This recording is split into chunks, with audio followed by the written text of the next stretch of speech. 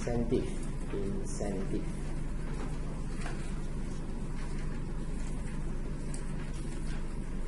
Okay, let's go back to page 252. 252.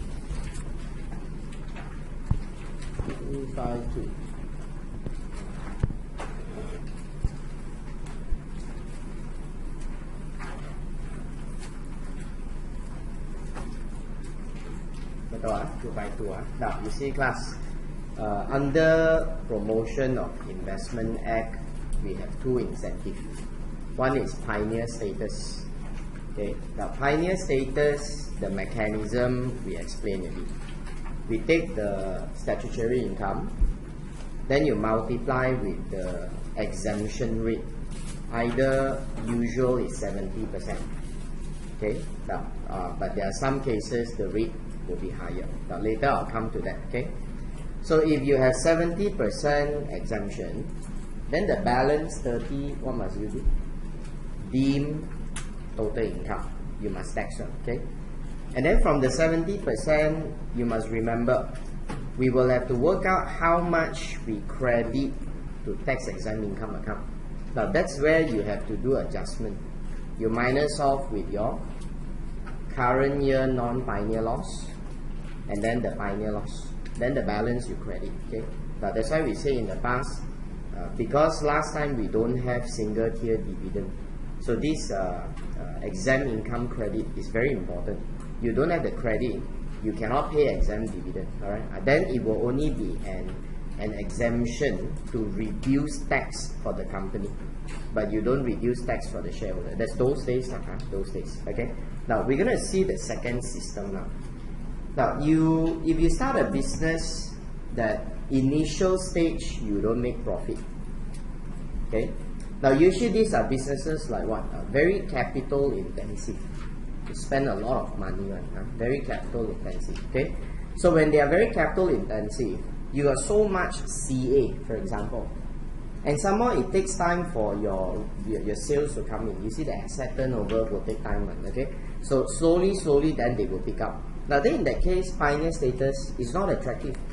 The initial year all loss making.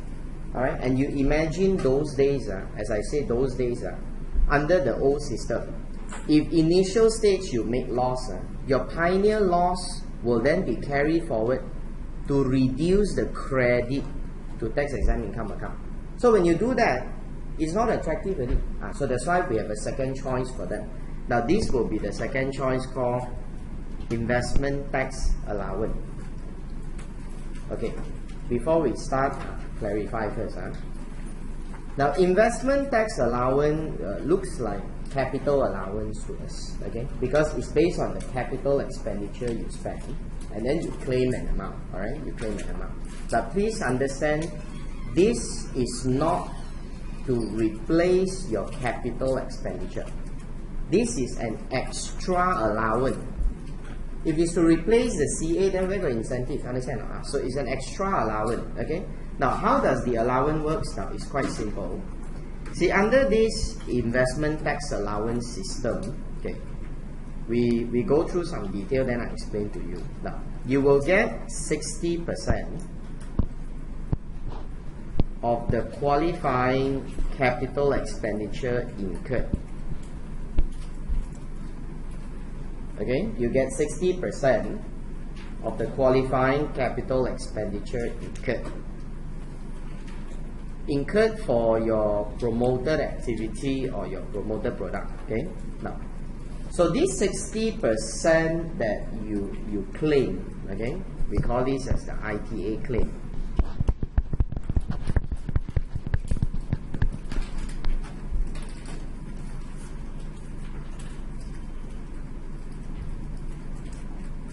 Okay, so how long can the expenditure be incurred? Okay, since you say incurred, now we give you 5 years. 5 years, okay, we give you 5 years. 5 years, and the 5 year will start from the date of approval. So there's a bit different with Pioneer. Okay, we ask ourselves again, Pioneer. Pioneer based on what? Pioneer will start based on production day. Production day is when you achieve 30% capacity. So that's called Pioneer. Because Pioneer exemption is based on SI. Now this one is different. This is based on the amount of money you spend on the investment assets. Okay, so that's why we give you 5 years to spend, and the 5 years starts from approval date. Okay. So whatever you claim, you can only enjoy exemption if you offset them against the SI. Okay, now you will only enjoy the exemption if you have to offset them against the SI. Now you cannot imagine, never mind. If first time you study, never mind, you listen first. Later I give you some number, I explain to you. Okay, you offset against your SI. Now, but when you offset against your SI, we also limit. Now, but we limit to 70% of the SI. Okay, we limit to 70% of the SI.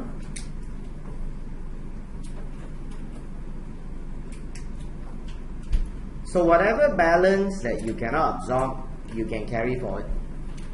Okay, you can carry forward. Now, so now I give you number. Okay, I give you number. Okay, let's just imagine I apply ITA, and let's say I've given approval. Alright, so obviously now for my factory, I will have to invest, you see. Now when I invest, let's say I invest factory, I spend 2 million on the factory. Okay, now I buy machine. Okay, now let's say my machine costs 1 million. Now all this is in YA15. All this is in YA15. Now I also buy some office equipment. But office equipment, they are not qualifying. Later I explain. Okay, because it must be factory plant machinery that is for purpose of production. So if it's for all these office administrative non-production related, they are not qualifying, because the incentive is to encourage you on this business line, you see. So that's why office equipment, these are all not qualifying. So based on the figure, you incurred qualifying capital expenditure 3 million. So how? We give you 60%. Okay, we give you 60%. Now this will be ITA that you have claimed. 1,008. Follow?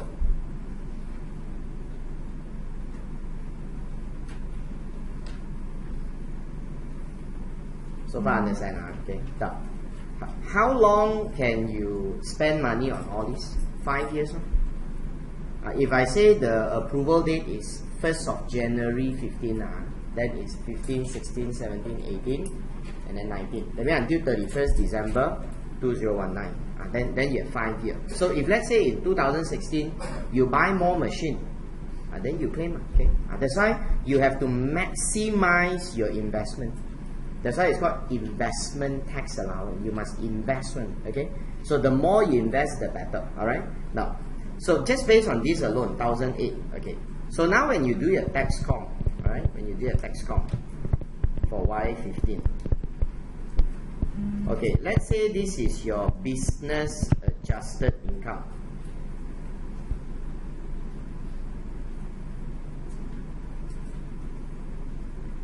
Okay, business adjusted income. Now, assuming your business adjusted income is 2006, 2.6 million, okay, 2006. Now, I purposely take adjusted income because I want you to understand the capital allowance is still there. Because you buy factory, you got IBA. You buy machine, you got CA. You buy office equipment, you also got CA. We are not taking all that from you. If you take all that from you, then there's no incentive with you. So that's why everything remains as normal. So you will still claim CA. Now I simply let's say I give a figure, let's say your CA is 900. So now my statutory income is 1,007, right? 1,007.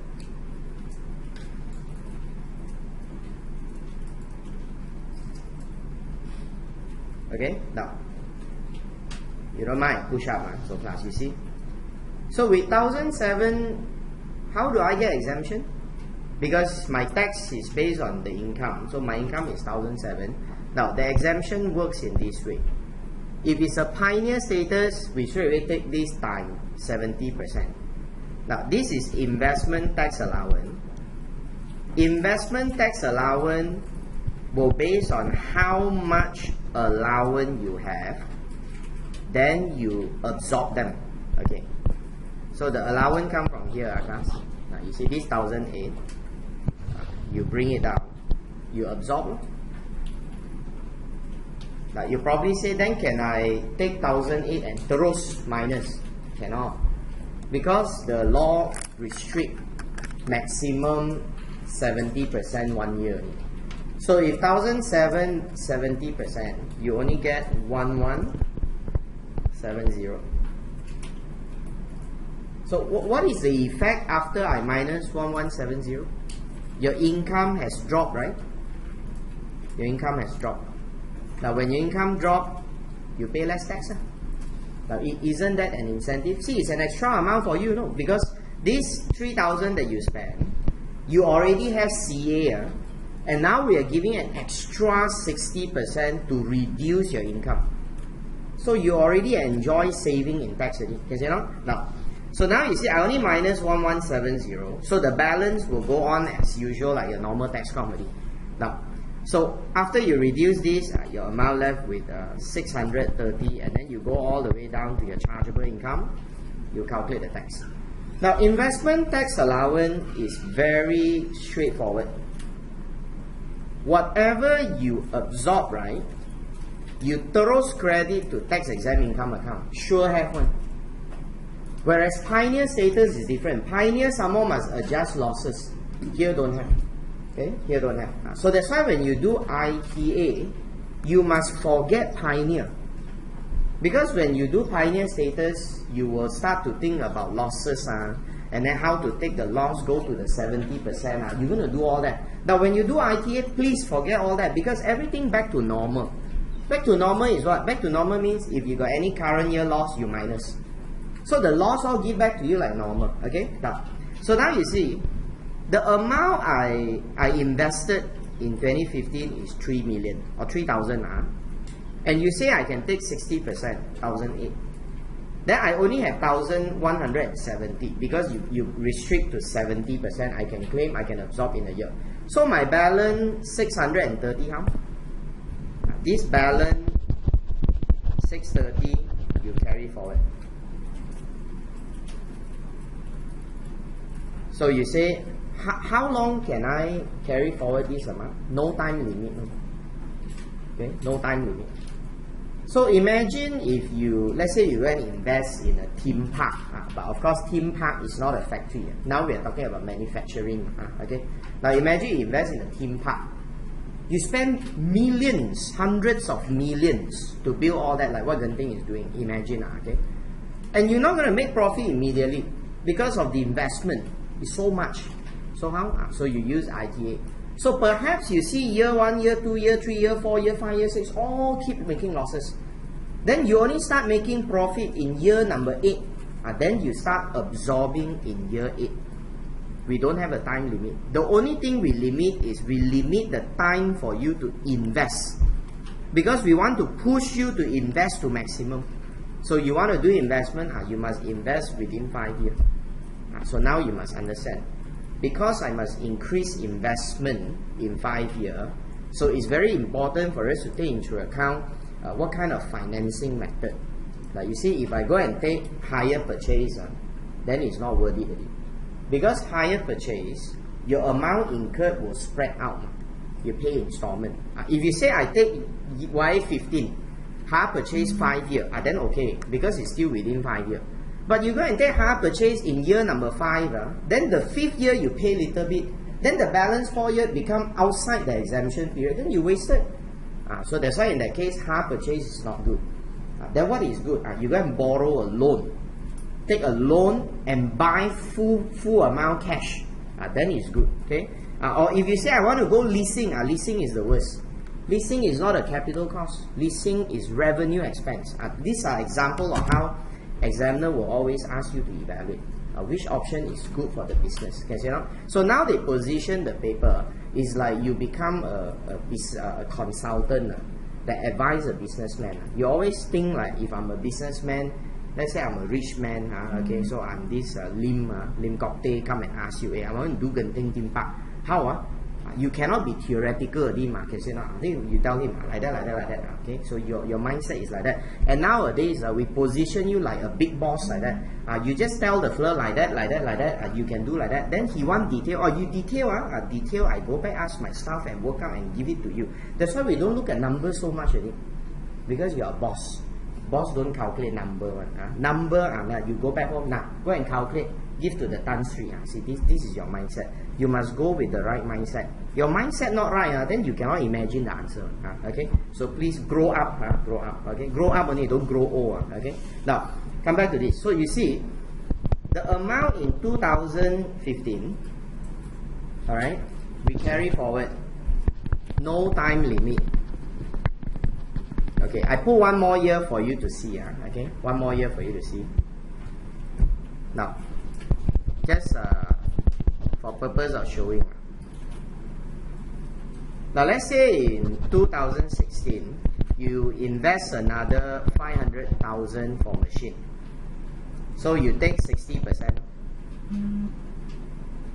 Now you have 300. Sorry, my figure a bit messy. I just want you to see only. Okay, later we look at the real example. So you got 300 fresh amount incurred in 2016. Then you also have the brought forward figure from last year. So total add up 930. Okay, now you see your result. So your result become 3005. You have CA 800. Okay, that's why I bantai the figure one.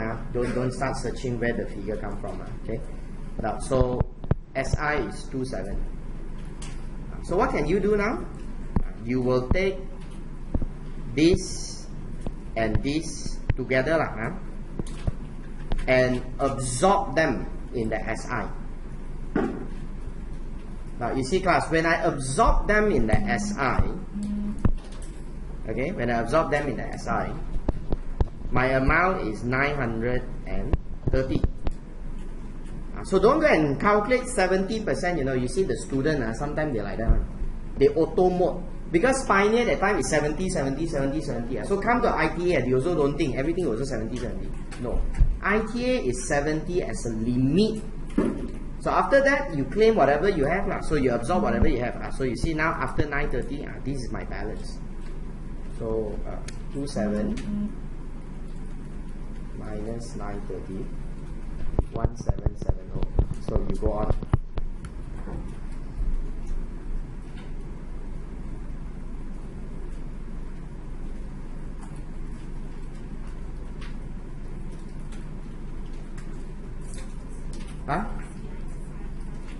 Sorry? Oh, sorry. I always fail in next one. Okay. Small figure, I don't know how to calculate. Alright, sorry. Now, so the amount is 1770. Okay. Now, so do you see the difference between Pioneer and ITA? ITA, the potential of exemption is fixed. Fixed based on what? Based on how much can you invest. Okay? Based on how much can you invest. Alright? So if you tell me, let's say for example, a Tan Sri talk to me. Tan Sri, you're this business, roughly how much you think you're going to invest? I think we easily will spend 30 million. Okay. 30 million if on assuming everything you spend on the factory, spend on the machines, 30 million, That means I can tell you offhand, you definitely will get exemption 18 million. Okay, because 30 million you spend, so I give you 60%, so 18 million you're gonna get. Now 18 million you get, so imagine now I'm talking to a country, 18 million. Now assuming our tax rate is 24%, 24% is a saving of 4.32 million. That's all only. Now how soon can you get this? Depends on how soon you make profit. So if you make profit in year 5, year 6, then you start to see this saving. Okay, but then you see, if you make profit in year 4, year 5, that means the first few years you make loss, right? Make loss also got no tax one. You make loss, we got tax to pay. That's why cash flow wise, you must let the businessman know. First few years you make loss, you got no tax. Then the 5th year you start to make profit. If you make profit, you also have this exemption, 18 million. So the 18 million will give you saving. So you can let him imagine it. So then you will see, okay, this is ITA.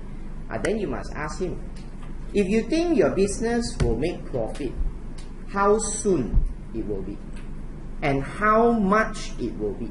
Because you tell me now you have 50 million investment that 30 million investment that you can exempt 18 million, all right? But what if your profit can go up to 80, 100 million in that 5 year? Then you must not go for ITA, okay? Because if you go for ITA, sayang, limit. Pioneer got no limit. Pioneer, the more income you have, the better. That's why you see some people when they have pioneer status, they must think of how to speed up recognition of the income. You see, you must speed up recognition of the income. So when you speed up, you can take more income in first. So when you take more income in, then it's good. And now it's easy to take more income in because we recognize unearned income. You see, government never think of that one. Okay, so those people who really have this so-called service-based industry, and if they claim this pioneer status and so on, if they have this kind of incentive, I will have to tell them you maximize your advance receipt. So once you maximize your advance receipt in the 5th year itself, you maximize, you get all the exemption. You know, and how to maximize? Very simple. You tell the customer pay first. Give you an incentive, you pay first, we give you discount 10%. Your tax save more. So you work out and see. Okay. Now, so this is to let you understand how it works. Okay. If you don't mind, we come back to the notes. Okay. Okay. So I highlighted this to you already. All right. Now I mentioned to you the ITA that you deducted from the maximum 70% SI, right? You can credit to tax exempt income account. Okay. Now I also say this: when you have insufficient SI, right, then you can carry forward indefinitely. Okay. Now, and I also put here the claim of ITA will not affect CA because it's nothing to do with CA. It's not a substitute. Okay. Now I give some figure here, you can run through, it's the same thing. Okay, some figure here is the same thing. Now can you come to page 253 and I show you the meaning called capital expenditure.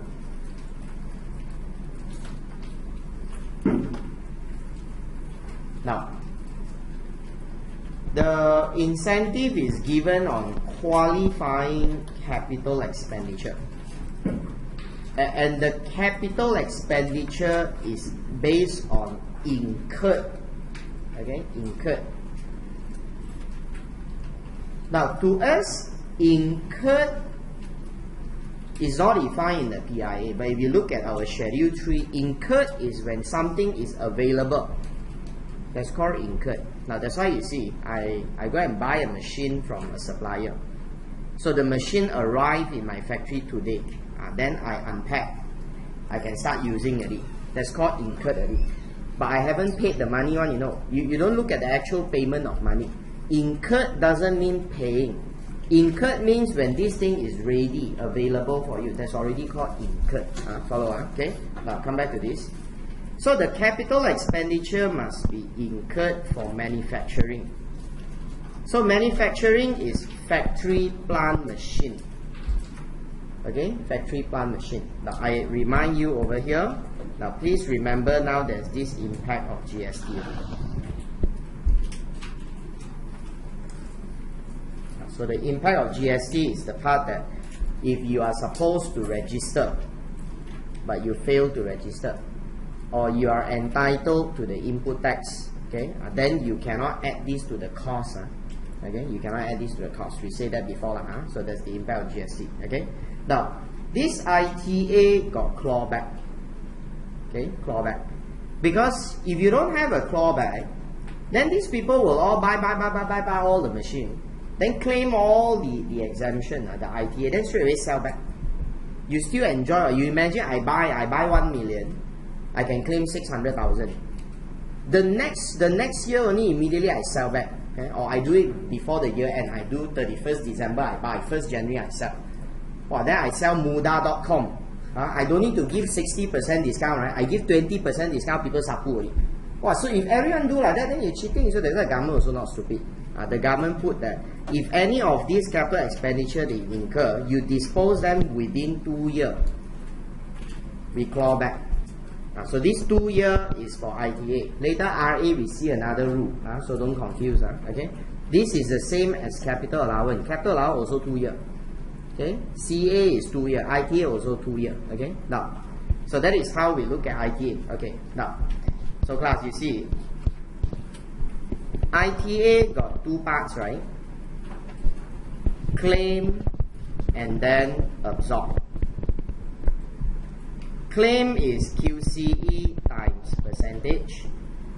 Absorb is offset percentage of your SI. So this and this percentage got what different? The first percentage, it's the quantum of exemption that you get.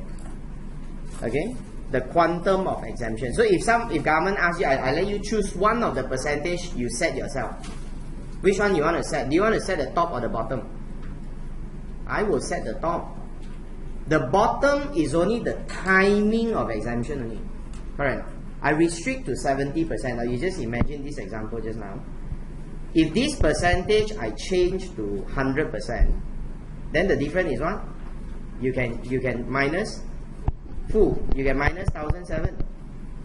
But the amount you can minus is still in total 1,008. That's why it's only timing. So you must see the difference. So sometimes in the exam you must explain that this will be affecting the timing. This is timing of exemption. This is the amount of exemption that you can enjoy. So the top figure is more important, is more attractive. Okay? Okay. So now I bring you to the front. I bring you to the front. Now I want to highlight this thing to you. Okay, if you don't mind, look at page 242.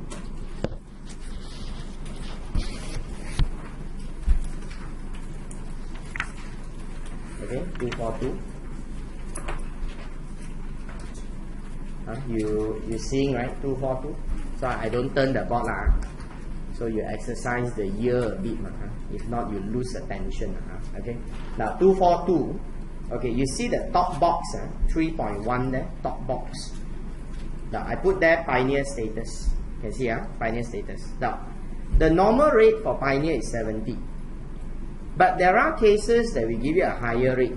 Okay, so this one you must know one. You look at the last paragraph, the third paragraph. To encourage investment in the promoted area. Okay, to encourage investment in the promoted area. What is called promoted area? Promoted area is a better area that the government asks you to go. They promote the area. Now which area is called promoted? Police. And the Eastern Corridor. Eastern Corridor is the east side. The east side got what? Got Kelantan, Terengganu, Pahang. And then if you go down, it's Johor. But Johor only Mersing. Okay, Mersing. You go Pulau Tioman one, you will go Mersing first. Okay, so that's the Eastern Corridor. Alright. Now again, Kelantan, Terengganu, Pahang, and only Mersing of Johor. These are called Eastern Corridor. Now, and of course, other than this area, Sabah, Sarawak. Okay, Sabah, Sarawak. Now, if I ask you one common thing, what do you see in all these places? There are no development. These are the poorer state lah. That's why the government want you to go and develop. Can see, so if you go there, the government give you more incentive. What's the more incentive? They push up to 100% exemption. See the rate? Normally it's 70, now become 100, which is better, right? Better, okay? Now, then you turn to the, don't turn, you look at the right hand side under investment tax allowance. Okay? You also see the last paragraph. So this last paragraph, what does it say? It says that if you invest in promoted area, you enjoy allowance 100% of QCE. What is that? That's the amount you claim.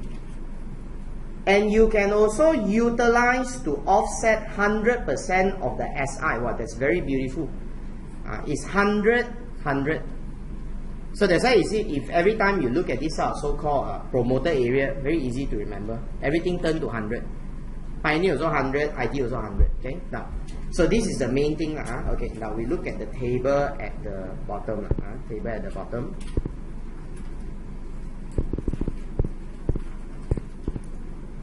Okay. So I have listed down some of those incentives to let you see the rate, how it become different. Okay, how it become different. Now you see, general incentive is the 70, 60, 70.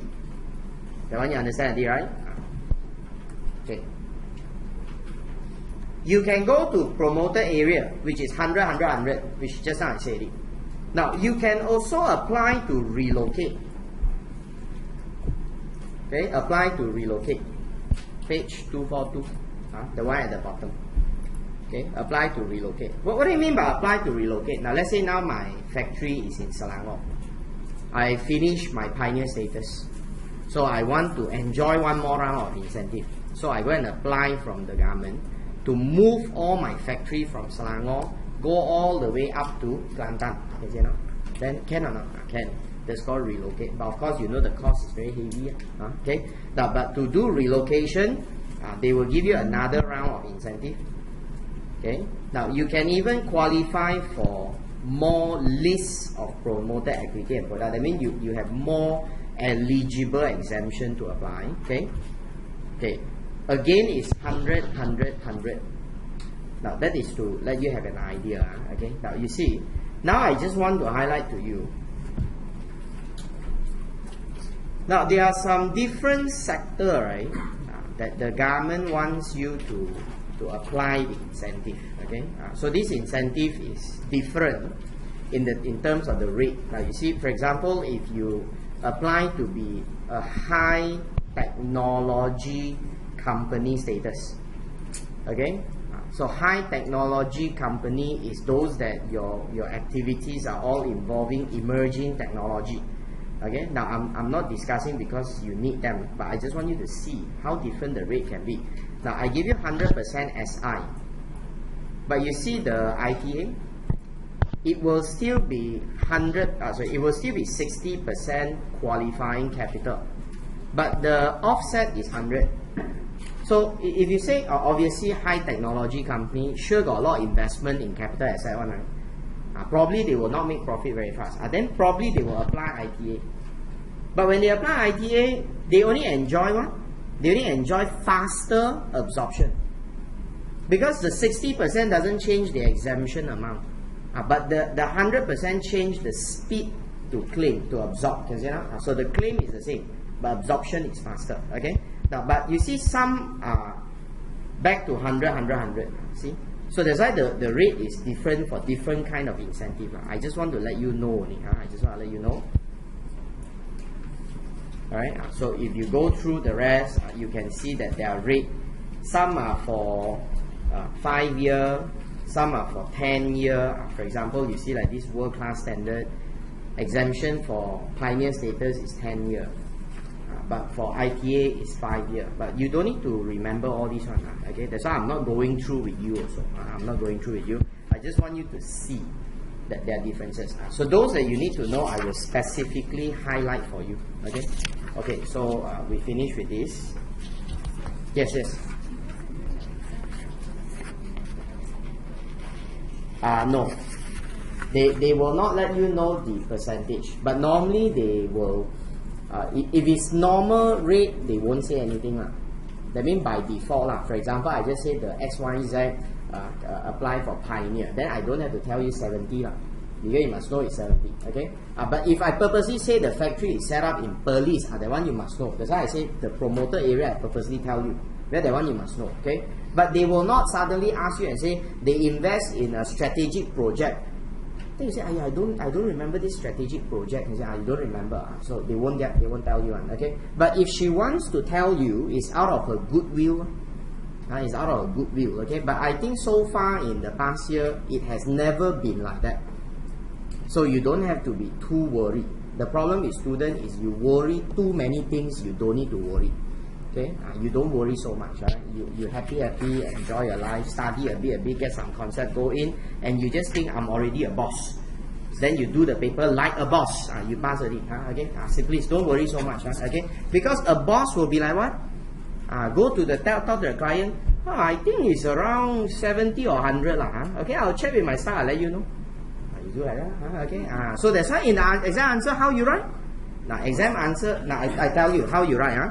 You're going to say that Pioneer status will be eligible for exemption at 70% of the SI. But in some cases, where they are more attractive investment, the government will consider granting a rate up to 100%. Say like that lah. You cover everything already. Then the examiner look at answer and say, you also right ma? Okay. Then you become more like a boss. You understand? Okay. So don't think you're a student. Think you're a boss. Alright. Okay. So let's come to this. I'm not joking. Okay. Although you always see like I'm making a fool like that, I'm very serious one. Okay. I'm very serious. I scared you think I joke with you. Okay. Can we now go to page 255? We will see this example.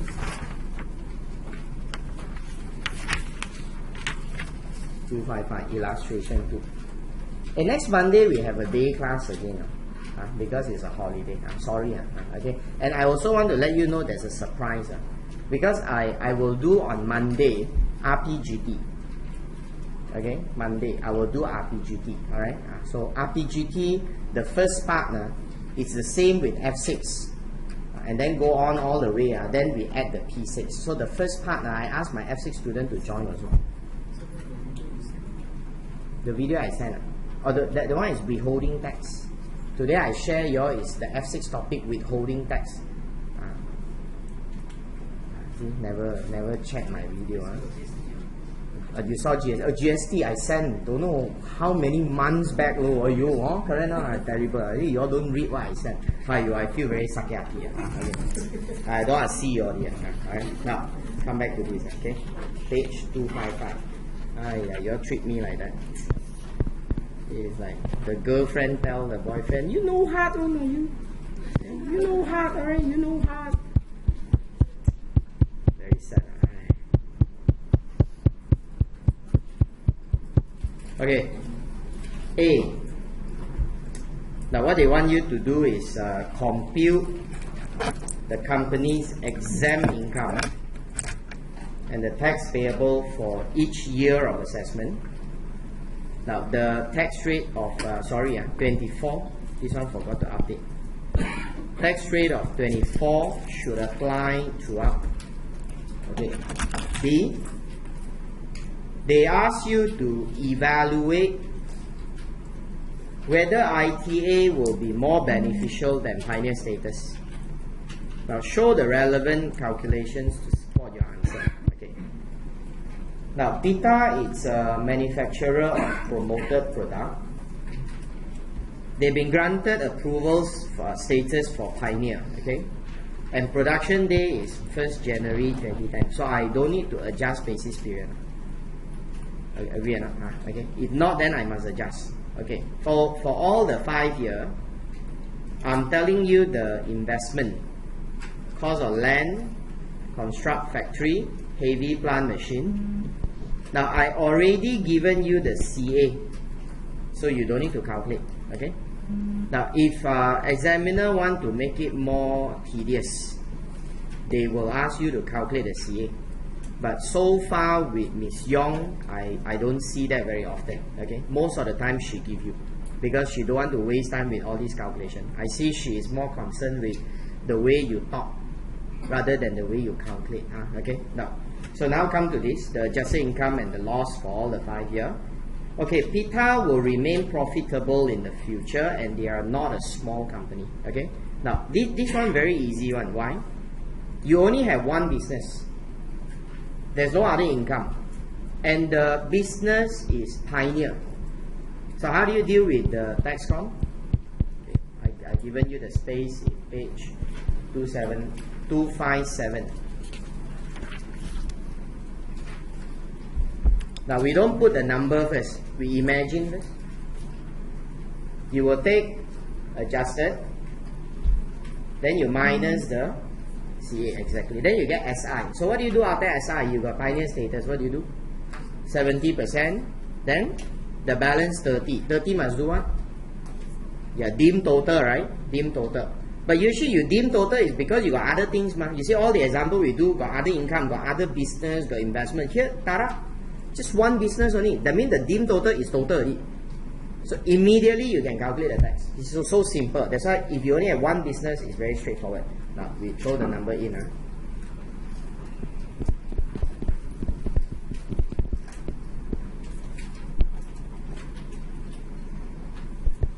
Okay, my adjusted income is nil, 25, 32 and 42.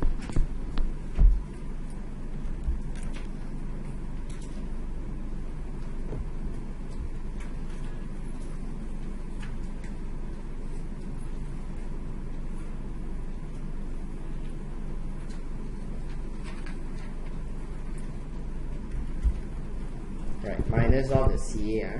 Now, you know 2010 and 11, you don't have income to absorb CA, right?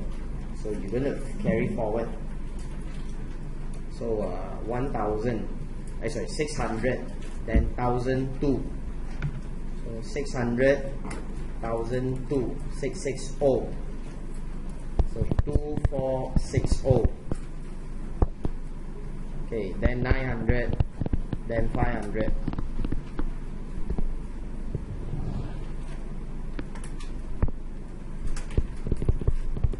So the SI will be kosong 40, 2003, 3007. Now immediately I will show 70% exemption, and then the balance will be my total chargeable income. Then we times 24%, you will get the TP.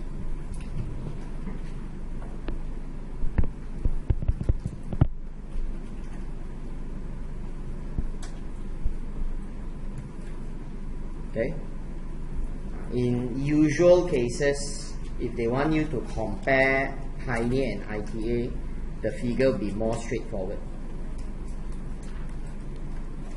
So 28, balance 12 times 24, 288,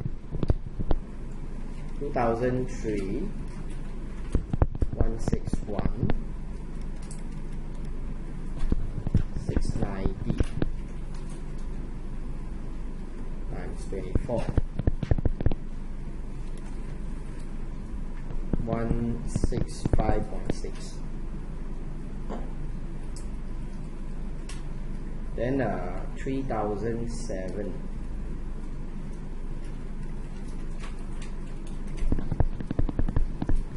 So 259, 110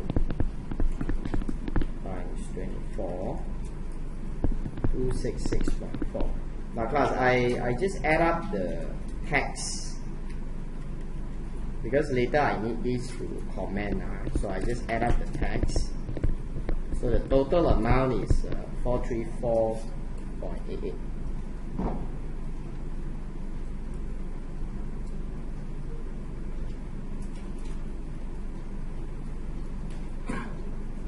Okay, now you see. So after all these taxcom, you see, I don't bother about losses, all that, because pioneer status, the losses doesn't affect my taxcom. Okay. Now, so I can work out the exemption. So I take the 70% exemption. I minus off my pioneer losses. I don't need to bother about non-pioneer. They don't have non-pioneer. So you see my 28.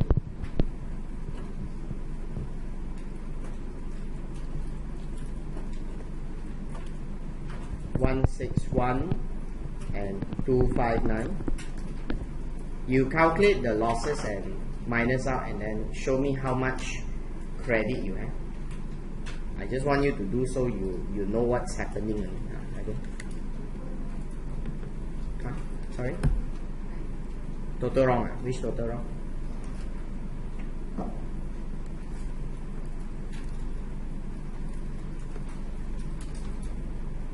You just work out how much credit you have in the tax exempt income account at the end of 5 years. Why my total wrong? Correct, huh? Okay. Never mind. Okay.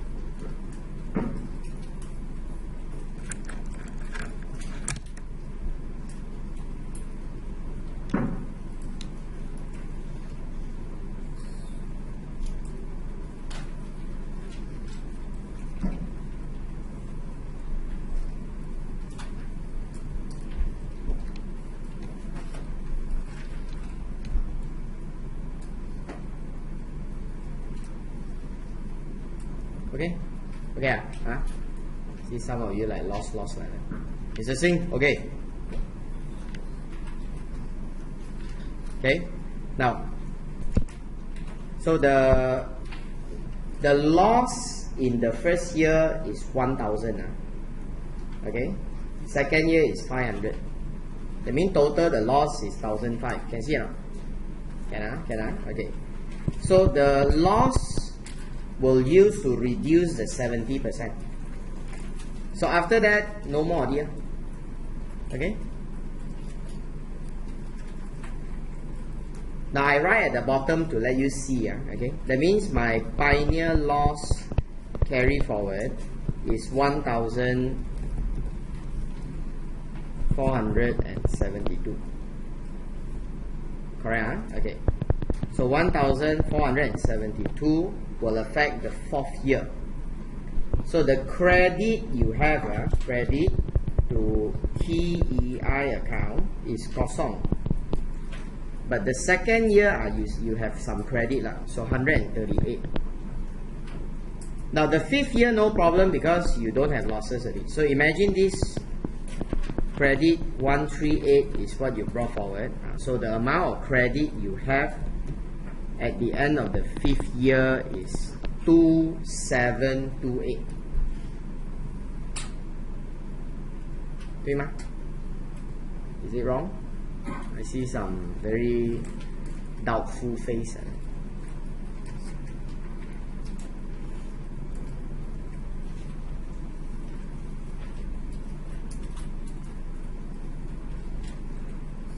Betul? Betul? Okay, now class, we go to ITA right now, because now they ask you in part B, they say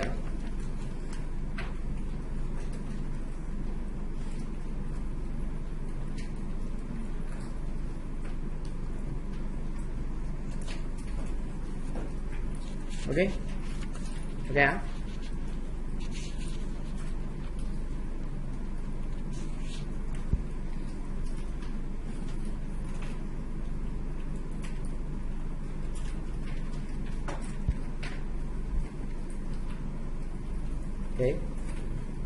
If not okay, you ask. In the chat group, we are 24 hours available for you to post. Post only 24 hours. Okay. Right. Don't worry about making mistake. I also make mistake all the time. We are all human. Okay. We make mistake. It's okay. Don't always think we are. Everyone must be cannot make mistake. Don't worry. Okay. Always think we are very stupid. Then it's very good one. I always think I'm more stupid. I think I'm the most stupid in this class one.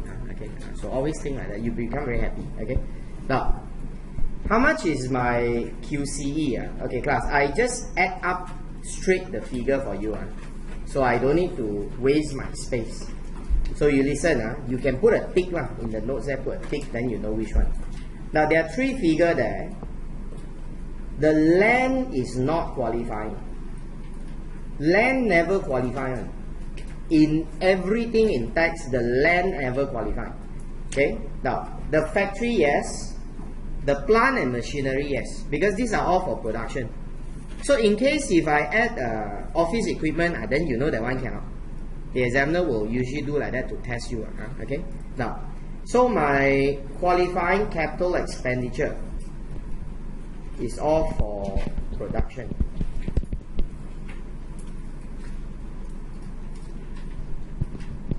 $3,000, 1,005, 500, 600, 200.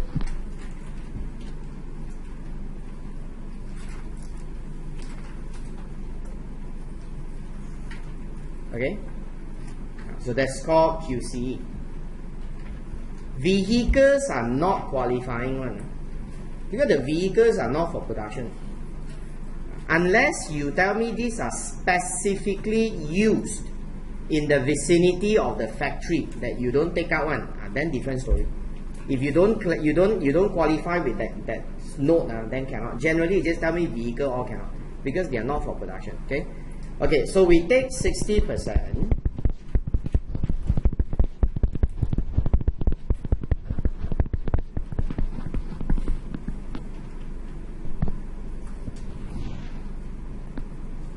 Now this is my ITA claim.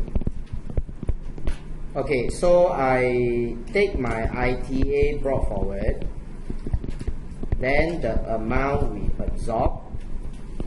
So you have the carry forward figure.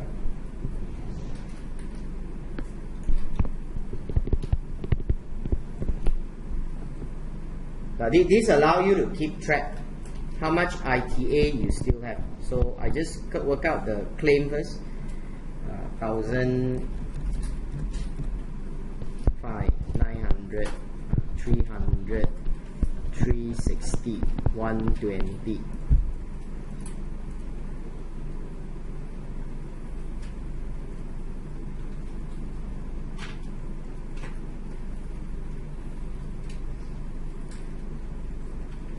Okay, now we switch to the tax com class.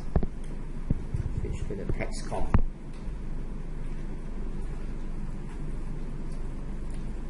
Okay, in the tax com, now I don't want to waste time and redo it because we already have the business SI, which is kosong, 40, 27 and 37. Right? 40, 27, sorry, 23, okay, 23 and 37.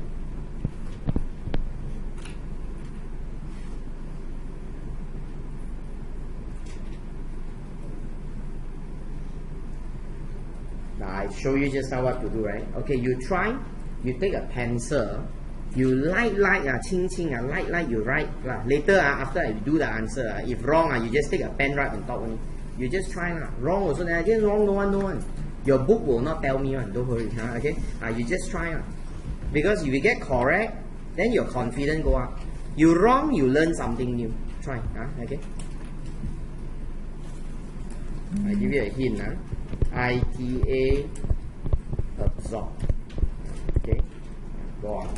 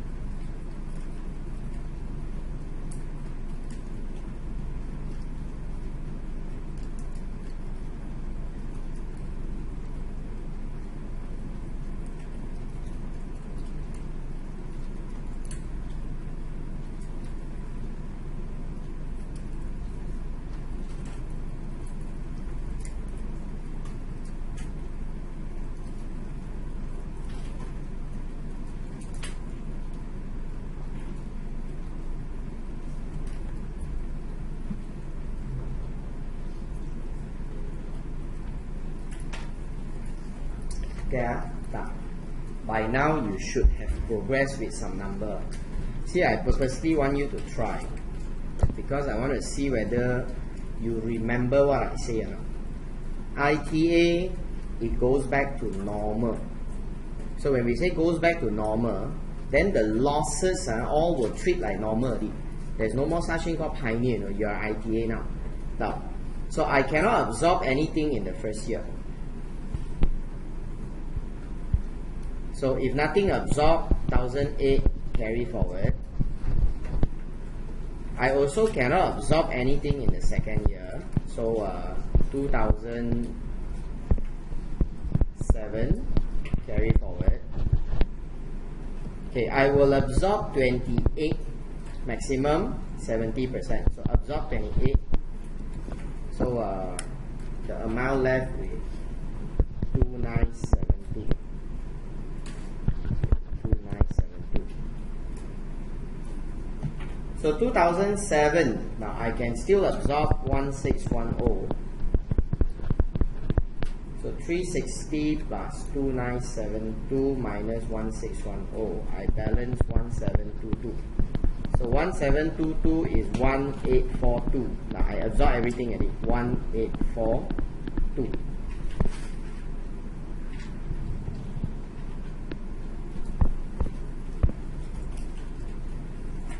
Okay, so this is 12. 690 and 1858.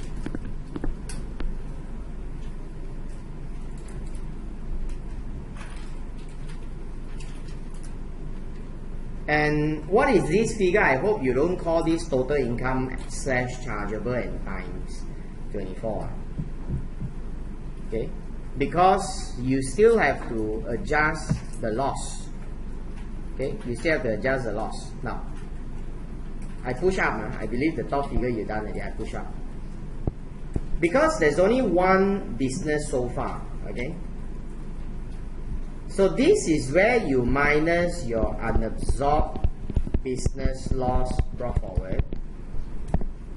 Now, and of course, after you minus, the balance is your net business SI. Betul? Like you don't write, you see I write here, net business SI. You don't write this, okay? I'm going to erase. Because after that, you add with your investment income. Then only you get aggregate. But of course, right now, all these things don't have. Because there's only one source of income. So that's why we don't need to make it so complicated. This is my aggregate income. And by right, my aggregate income is to minus current year business loss. But my first year, I don't have income, so I cannot minus. Now, second year, I don't have income, I cannot minus my unabsorbed loss also. I cannot minus the current year loss also. Because second year got two losses. Got unabsorbed, got current year. But third year different. Third year, my loss carry forward is 1005 already. We minus 12. Okay, you can thorough minus the loss. This is not pioneer status. Don't go and take the loss and keep under the 70%. There's no such thing. Okay. Now, so in that case, you don't have anything for the third year. So we keep track the number in my calculator. So 1005 minus 12, still got 1488. Now I take another 690 out. So got some of it. So I still have 798. Now you see, these three figure is my loss. This loss come from where, class? Come from these 2 years. Because I made loss in the first 2 years. So now you see 1858 minus this, my amount is 1060. So I just want to calculate the last one. Okay. So 1060. 1060. We take this as the CI times 24.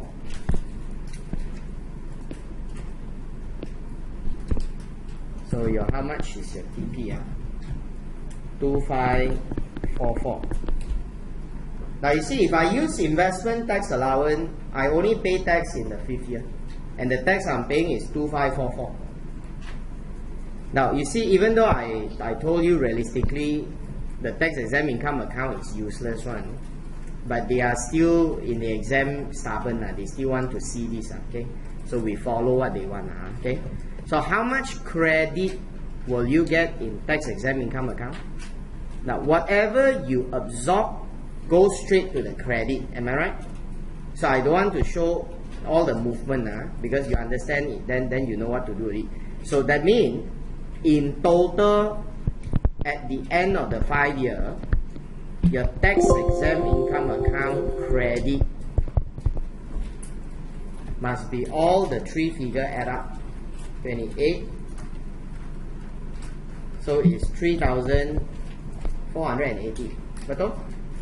Now, and you notice or not, 3,480, it's actually the total of this time 60%. Cannot run one. Again, cannot run one. Because how much you exempt is how much you invest. So you cannot run away. That's why I say this exemption is certain. The moment you take ITA, I can tell you how much can you exempt. You just let me know your investment figure. Okay, but Pioneer cannot. Pioneer, it depends on your performance.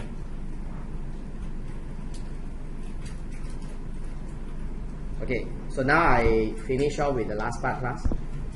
So, what is your advice? Which one is better?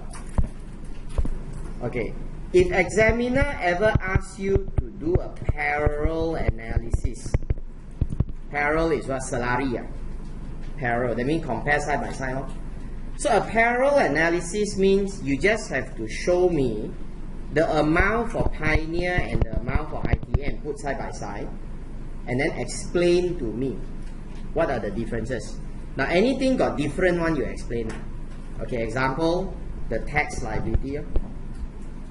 How much tax you pay if Pioneer? Just now I calculated 434.88.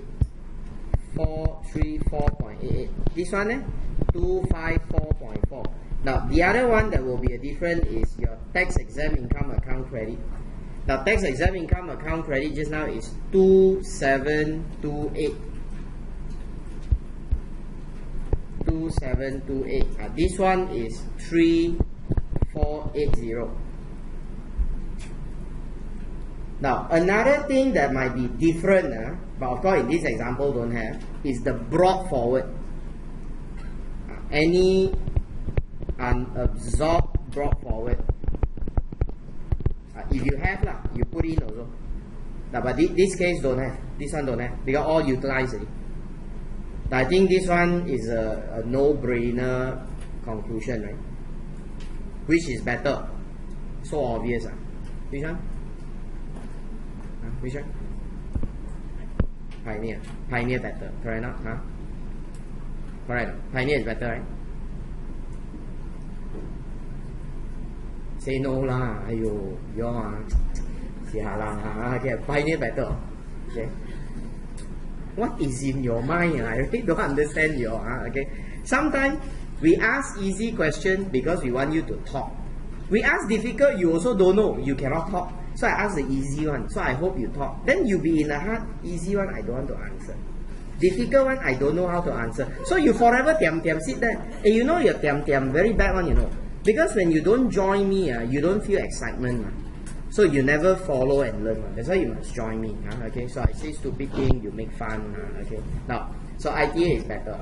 Because ITA got less tax and more credit. But really, credit no use one.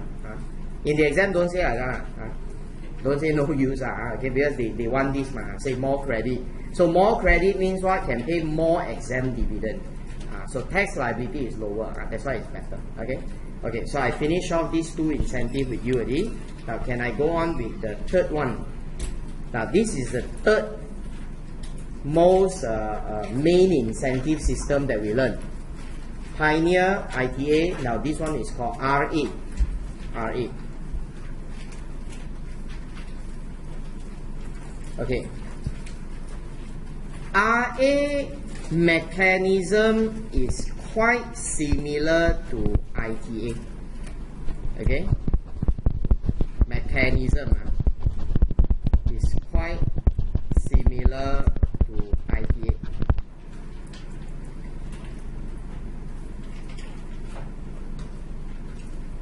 But you look at the name. The title is called Reinvestment. Why add the word re there? Now re must be repeating one. You do it again. So now you must see the difference. You must see the difference. Okay. Some people will say, then what's the difference between ITA and RA? Okay. ITA is something for new business. You start new.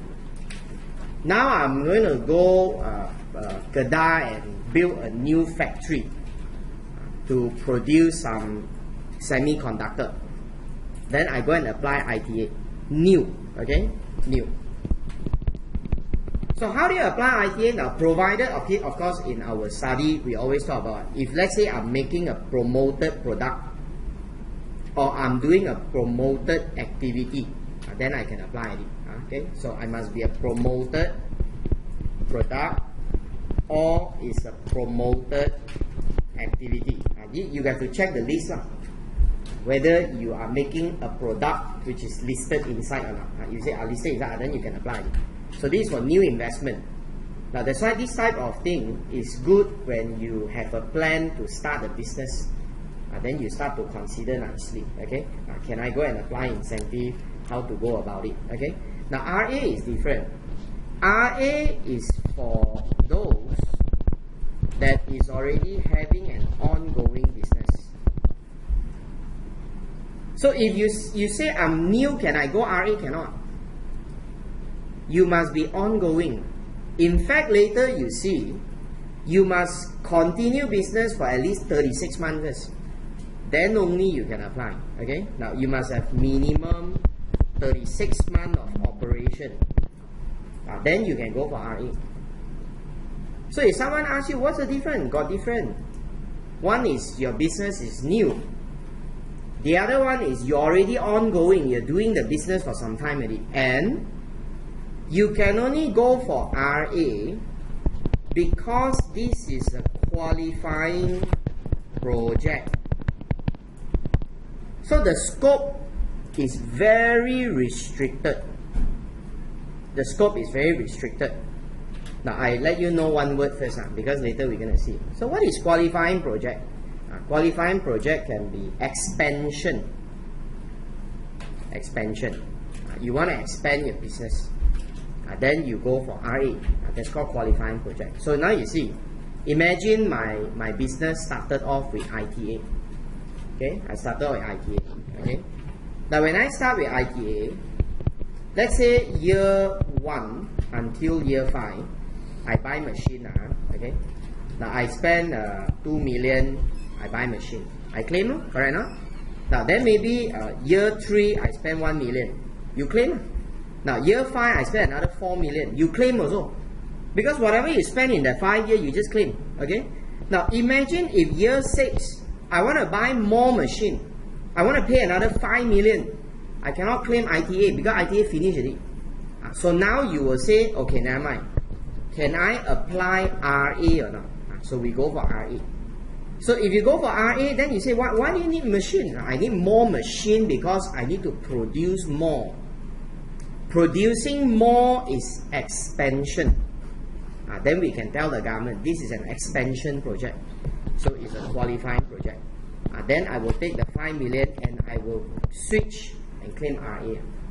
So this is how it works. And again, this may not be ITA for a start. It can also be Pioneer for a start. Then after 5 years finish, now you want to spend money to buy machine to expand capacity. Then you go for RA. Follow now? So that's the difference. See the difference? Okay. Now that doesn't mean that if I never take ITA, I cannot go for RA. Also can. Maybe you're not a promoted product. Okay, you're not a promoted product. I've been making a product that is not promoted, so I don't qualify any incentive. But after 3 years, I want to increase my capacity. Then you can still claim RA1 because it's expansion.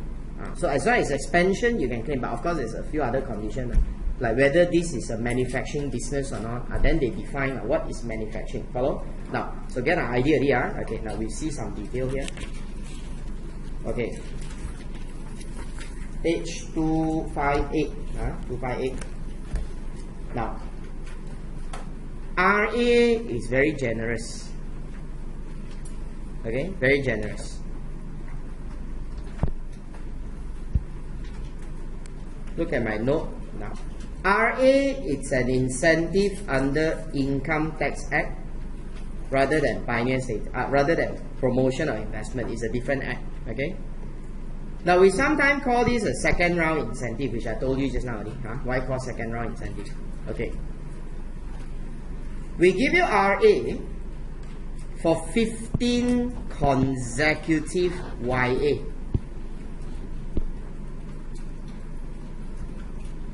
Okay, 15 consecutive YA. And it will start from the YA where your RA is first claimed. So we are not giving you 15 years. Okay? See, ITA, we give you 5 years. Full 5 years. From the date you approve, we give you 5 years. So that's why 5 years can actually be 6 YA on you. Because maybe the approval date start in the middle. If you start in the middle, the 5 year will end in year number 6, the middle. So that's why it's like that. But here we don't count 15 years, we count YA. So when you count YA, your period actually got less than 15 years. Now example, let's say this is 2016. My year end is December. All of a sudden, the director say we want to increase capacity. So we go ahead, we want to take RA. So we go and buy machine. Now we buy machine. Now it's already September already. September, October, November, December, 4 months only, 1 year gone already. But you count 1 year already, 1 YA. So you take YA 16 one time. 17, 18, 19, 20, 21, 22, 23, 24, 25, 26, 27, 28, 29, 30. Wow, so long one, okay? Until 2030. Now, this 2030 is your last year. So anything after that you incur, there's no more RA. Okay? So this is what we say. But it doesn't mean every year you're going to spend the money, right? It doesn't mean every year you're going to spend the money. Okay? So that's why you have to plan properly, right? Okay? You must plan properly. Okay, now continue with this. Now, so the mechanism is RA is given mutually exclusive with your Pioneer or ITA. So if let's say you do have Pioneer or ITA coming in, then that one you cannot take RA. Okay, now you see example like this. Okay, now I don't want to read the detail because you can see.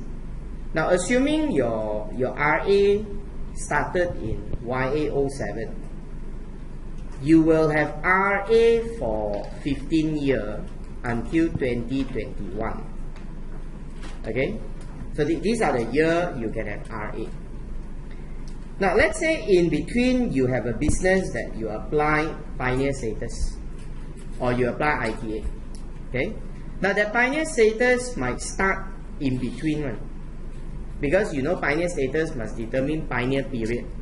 So now you see 2009, 10, 11, 12, 13 until 14. Hey, why like that? Because you start in between. You start in between. That's why that year is affected. So if that year is affected, then YA09 no more RA. You cannot use RA in YA09. So the RA will become disabled during that period. Okay, disabled. But then that doesn't mean you can push 6 years extra to the back. No, the 15 year is still counting. That means you lost it. So that's why usually it's not advantageous for people to do like that. You have to separate it. Okay, either you start with PIA first, then RA. Or you think it's necessary with two businesses, you separate it. Okay, that's why we always say you must have incorporated different subsidy for different things. All right. Now this is the thing they added in budget 16. Now this budget 16 is the government is extending RA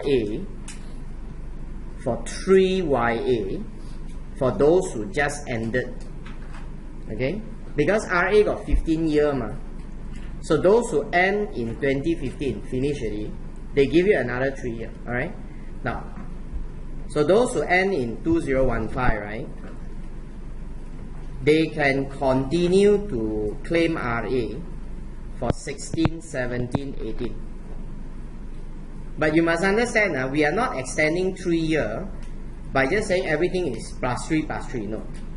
Those that the RA end in 2016, then you can continue RA until 2018. So it's still 18, but you only have 2 years. Now those that the RA ends in 2017, right? Then you can get 1 more year for 2018.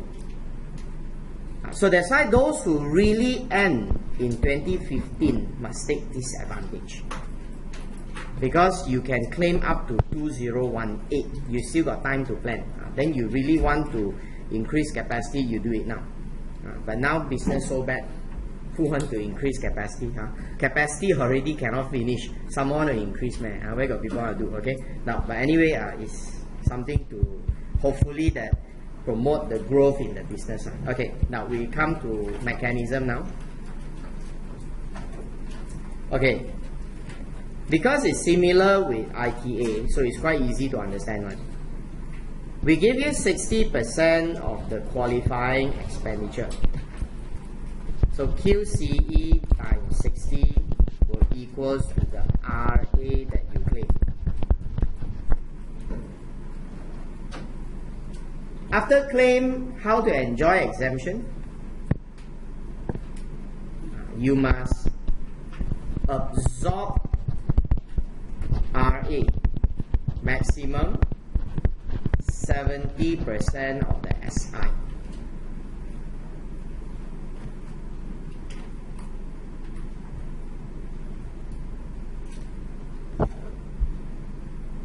Okay? Okay. Okay, class, we think about this. Just now I say there are cases where the rate change, right? For example, 100, 100. The RA got or not? The RA don't have. This 60 is fixed. Okay? There is no condition that it become higher. It can only be 60. That's all. Okay?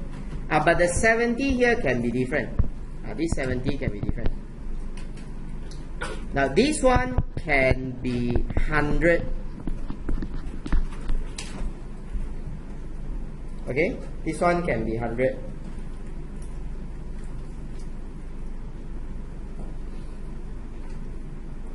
Okay, why will that become 100? There's only one possibility. Here.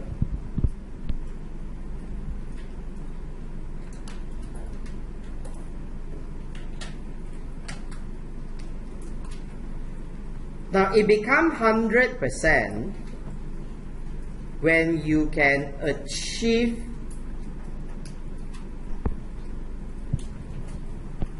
the productivity level. We call this as process efficiency ratio. Now that one we don't need to know in the exam because the ministry will release a table to give you a ratio. Like you must have efficiency of 85%. You hit, then you get 100. Okay, so it's just to encourage maximization of output.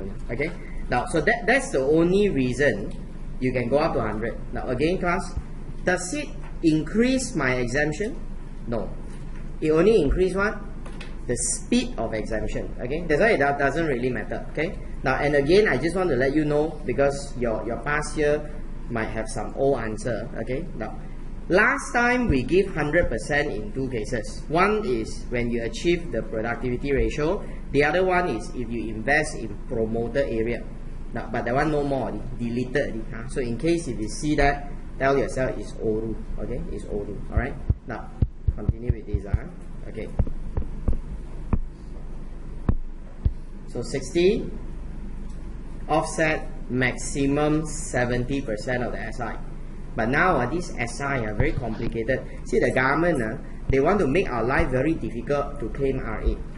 But at the same time, they want to encourage you to claim RA. Okay, so don't know what they are thinking. Okay, so don't know what they are thinking. Like just like a man tell you, left side say I love you, right side say I don't love you. Like that. Okay. Now, so this is the situation. So they make it very difficult for us. So they added this in the last budget. All right, in the last budget. Now, I personally doubt examiner will ask you because it's very complicated. Okay, but I will still discuss. Let you know what is this. Now, this last budget says. The statutory income shall construe the statutory income of a person from a source consists of the qualifying project.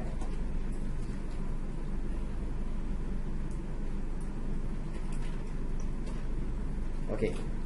I roughly let you see. We don't want to go through very detailed because numbers are very complicated. Okay, concept only. Because you are boss, you must know how to cheat. You talk, let the person get very confused. Okay, now, can I do two projects at the same time? Okay, just now I give you one project already, right? Call what? What's the project I say? What's the QP? Expansion. Okay. Now, beside expansion, we can have other things. For example, I can do automation, okay, or I can do diversification. All right. Now, let's say now I do expansion and I do diversification. Now, I'm doing two things at the same time. I increase capacity of the present product. I diversify into a different product. But my business is the same business, okay?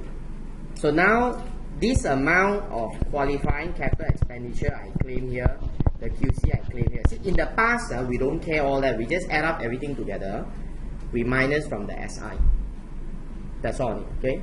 Now, the government want to make it difficult for you to absorb the RA. So what they do is, okay, so let's say you incur 1,000 for expansion.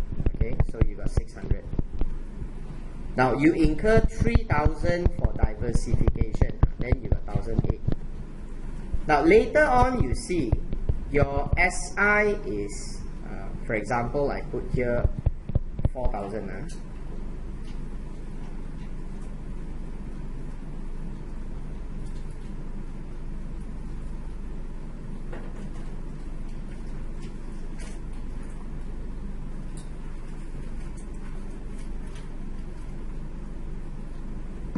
Okay.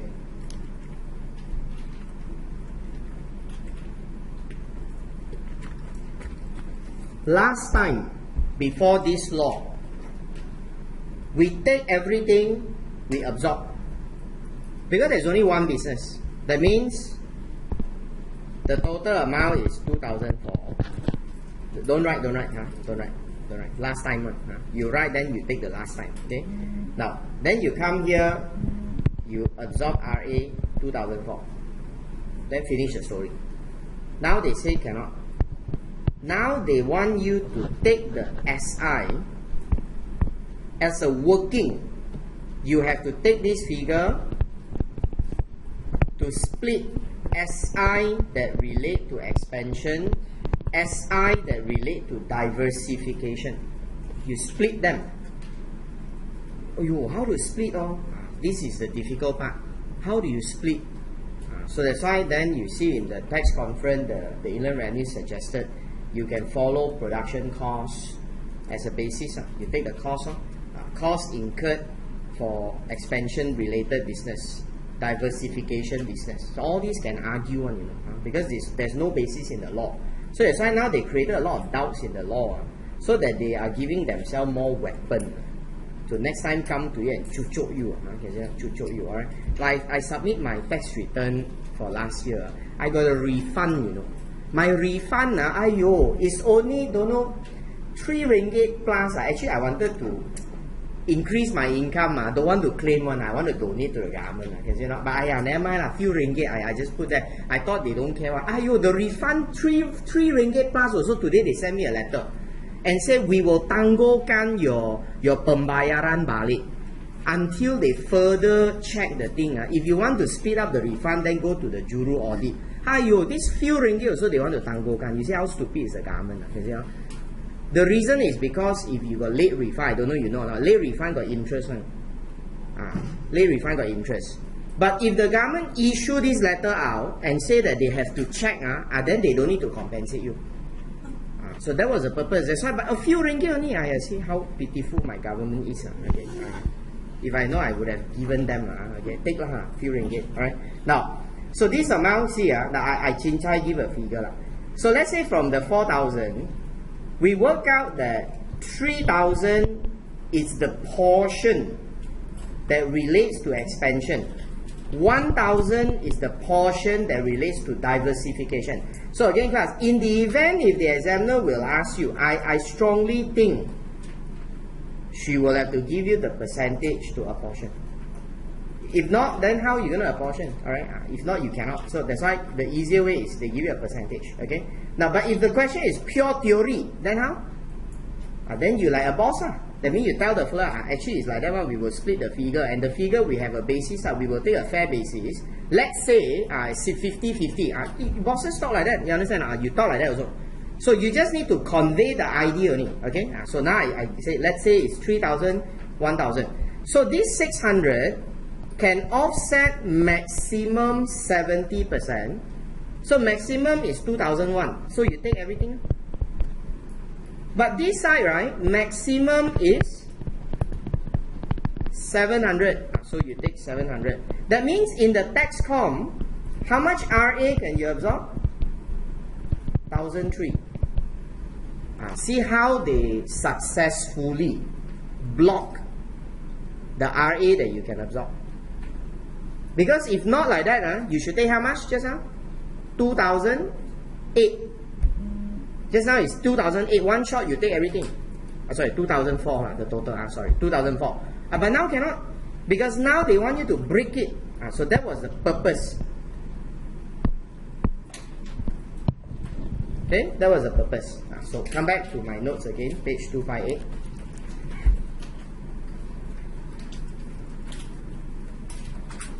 Sorry, 259. Sorry, okay. So now I hope you understand the new rule.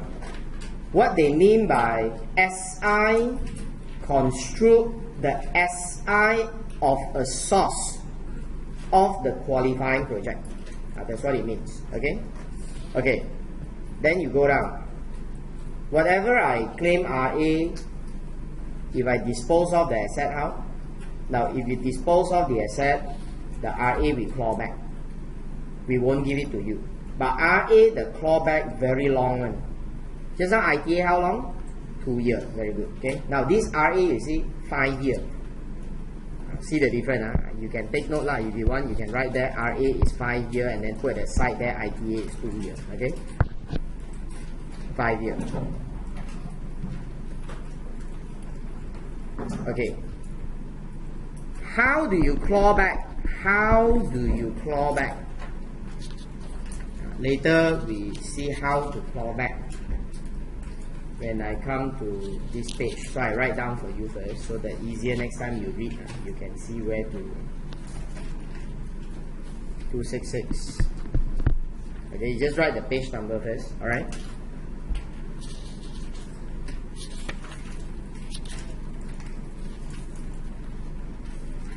Okay. And when you say dispose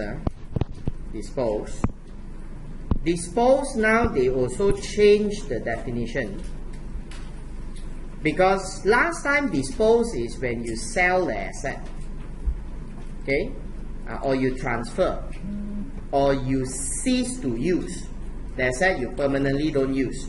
And now the definition of cease to use has include asset held for sale. That's why if in the accounting standard you classify this asset as held for sale, but you have not actually sold it, for purpose of RA is also considered disposed. So this is the issue, because sometimes you classify first, but you thought you never sell. then RA doesn't affect me, but now cannot. You classify only is considered disposed. Okay, now we'll see the issue of disposal later. Okay, now these are some numbers here about issues that concerns RA. Okay, now I let you run through but the mechanism is the same. Okay, so not very difficult. So you just take the amount of the RA and then you absorb from the SI. I leave it to you. The rest all the same. Now we must see the detailed mechanism with the rules. So page 262. These are the rules.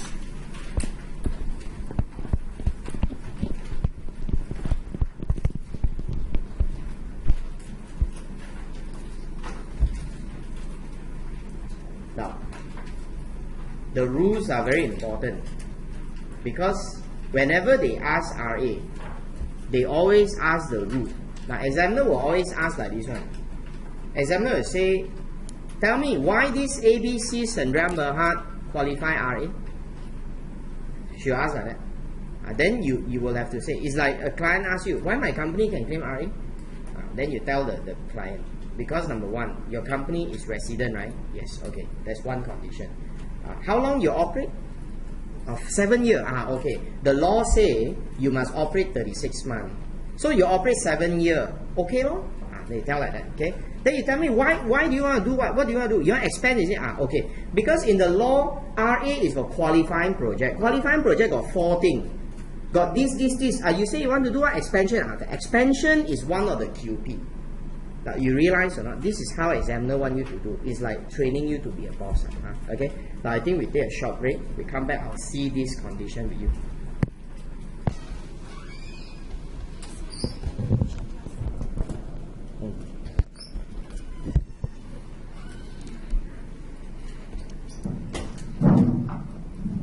Okay. Hi. Good morning. Some already sleeping. Very tiring. Life is very tiring. Wait until you come to a stage, then you enjoy. Okay. In case if this Monday any of you are working, then you cannot make it up. I share you the video. But if you can come. Don't purposely, can share video. Don't come. Okay. Don't take advantage. Okay. Now, okay, how to qualify RA? Okay, the company must be resident. Okay, company must be resident.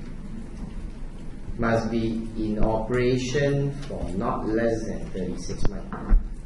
Minimum 36. Now you see, last time the old law, because sometimes you do the past year, you see the old law, okay? They say 12 months. But then the government think back and find that they're quite stupid. Because one of the QP is expansion. So some company, they want to cheat. What they do is, they purposely start very small and drag 1 year. After that, they go into expansion. Then they claim the RA. So the government find that, okay, so people can cheat. That's why they put it 36 months. So no people want to cheat so long. Because you cheat like that, you want to give up your business. So no people will do that. Okay. Now, so this is 36 months. Now, you must incur capital expenditure for factory plant machinery used in Malaysia for QP. See, all these I underline, these are the conditions. So you imagine in the exam, every point here might carry half mark, all the way. Okay. Now the expenditure is incurred for factory plant and machinery, and it must be for QP. QP later I explain what's QP. Okay. So anything that is meant for non-production, like management, admin, all will not qualify. Motor vehicle will not qualify. Okay. Okay. So what is QP? Now, QP must be project undertaken by the company to expand modernize, automate the existing business. Business of what? Business of manufacturing. So what is manufacturing? You will remember the Naga case, or not? The Naga that the government is suing them on. Okay. Now I didn't follow, okay, but this is a big thing. They claim RA. The Naga claim RA, and it's a huge amount. We are talking about billions, and they have been claiming. Now suddenly the Inland Revenue come back and say, how can you claim RA? Because RA is only for manufacturing. The Naga say we manufacture. What do you manufacture? We manufacture electricity. So now there's an argument. Does manufacturing electricity is manufacturing? So see, you caught it. Now I believe they angry with the Naga because one is when they ask to buy 1 MDB energy asset, the Naga purposely put a very low price. I don't know. Okay, so no, not that one. Not because of that. I don't know. Okay, I'm guessing. I'm using outsider view. Alright. Now, so maybe they're angry. Then number 2 is they want to suck some money from the Naga. What to do? Okay. Now, so that's the issue. So now I think they are going to fight this case. So what's the development? I didn't follow. But from newspaper, this is what we see. So they are looking into all these issues. Manufacture. What is manufacture? Okay. Now, then the next one is number 4. Okay. It must be to manufacture product or any related product within the same industry. Okay. Number 4 is diversify. So 2, 3, 4.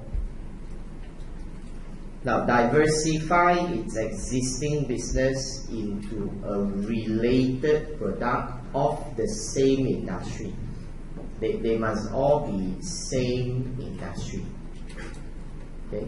So if you go into a different industry, then if I produce food, suddenly I tell you I diversify into making accessory for car, then that one is not, because it's not the same industry. Okay. Now, so now they go in to define the meaning of this word. Last time don't have one. Now they define. So I guess if I'm examiner, I might want to see if you know this or not. So probably they will test and see if you understand the meaning. So you try to memorize this also. Okay. Now we call something as an expansion when you increase your product capacity or your factory area. Okay, that's called expansion. So they say all. That means my factory now is 5,000 square feet. It becomes 8,000. That's called expansion. Okay. Now, or I didn't increase the factory area, but I increased my production capacity, the output. And then that's also called expansion. Okay. Now maybe you get a better machine that can produce faster. Now, modernize. Okay, modernize is to upgrade your equipment or process. Okay. Now, automate and modernize is a bit different. Automate is basically you have a manual operation that now you replaced it. Okay, you replaced it, so it becomes mechanical. So you need less human. That's called automate. Okay. Now, the last one, diversify. Now, diversify is to enlarge or vary the range of product, but must relate back to the same industry. Okay. Now, and anyway, these are the meaning. It's quite straightforward. Okay. Now, so expansion, modernize, automate, or diversify. Okay. Now, these are called qualifying project. So all these are the example I extracted from the public ruling. You can go through. Okay. Now come to the next page.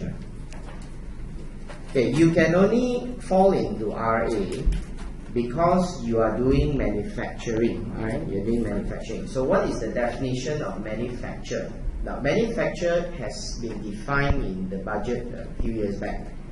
That manufacture is to convert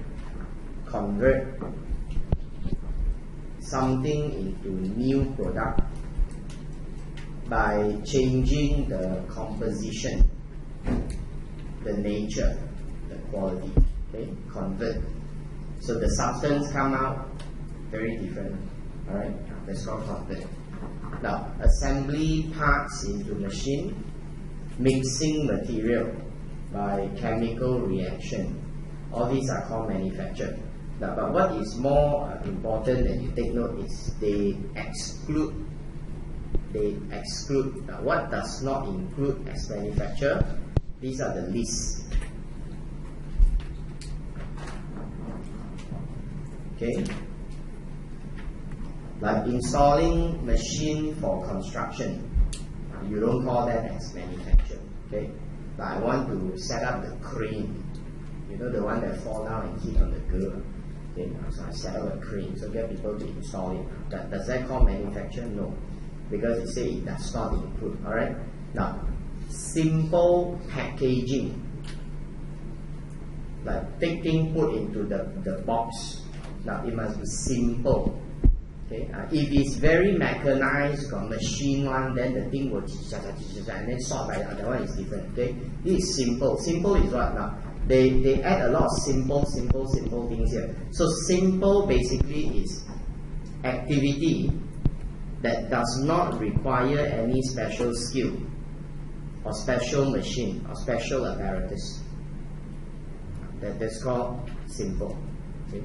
Very easy to train on. Alright, so these are called simple. So generally anything simple, right? They are not. Alright, they are not. Okay. Then to further streamline the meaning of manufacture, in 2012 they come up with an exclusion list. See, they already defined this. What is manufacture and what is not. Then they still not satisfied. Then they want to come up with a more detailed list and say, if you do this kind of business, you are not manufacturer. Now, this list come out to say that they are excluded. It may not be simple, but they are also excluded.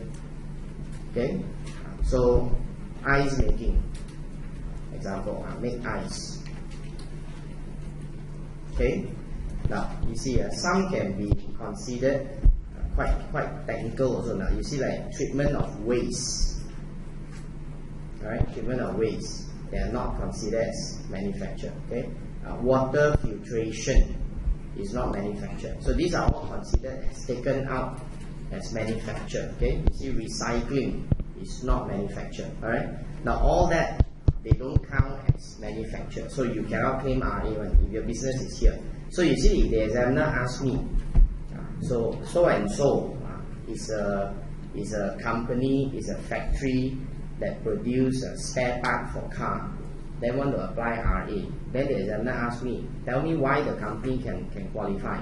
Then of course of all the condition, I will have to say, because you are manufacturing, and your manufacturing is to produce spare part for car, which fall into the definition of manufacturing and is not being excluded. Because these are the exclusion lists. So you are not being excluded. So you must say like that one, okay? So when you say like that, then you show your knowledge that you know your stuff, okay? But you just remember, as long as you can show your examiner you know, then okay. Okay? Now they also define the meaning of the word called machine and plant. Now last time they only defined factory. Now they added this new one. They added, but anyway not much different. Just to make it more specific. Now machine must be a device or an apparatus, whether it's fixed or moving parts, that they work together to perform a function for manufacturing activity, which is directly used in carrying out that activity in a factory. Now they got used to it in a factory, got in one, you know. So if you say this thing put outside one, then cannot. because the word says in a factory, so you cannot use outside one. So see how careful the word in a factory.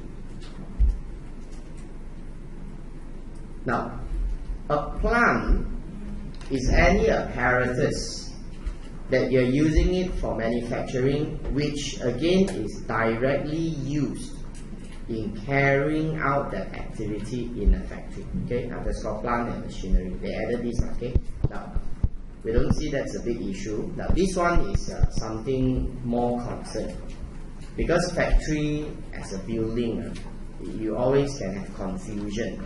Now the definition of factory has now been defined as the floor area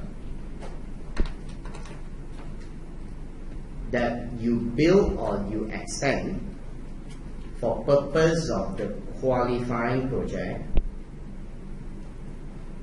to place or install plant machinery or to store any raw material or any goods prior to the sale. Okay, this part, store the raw material goods prior to the sale.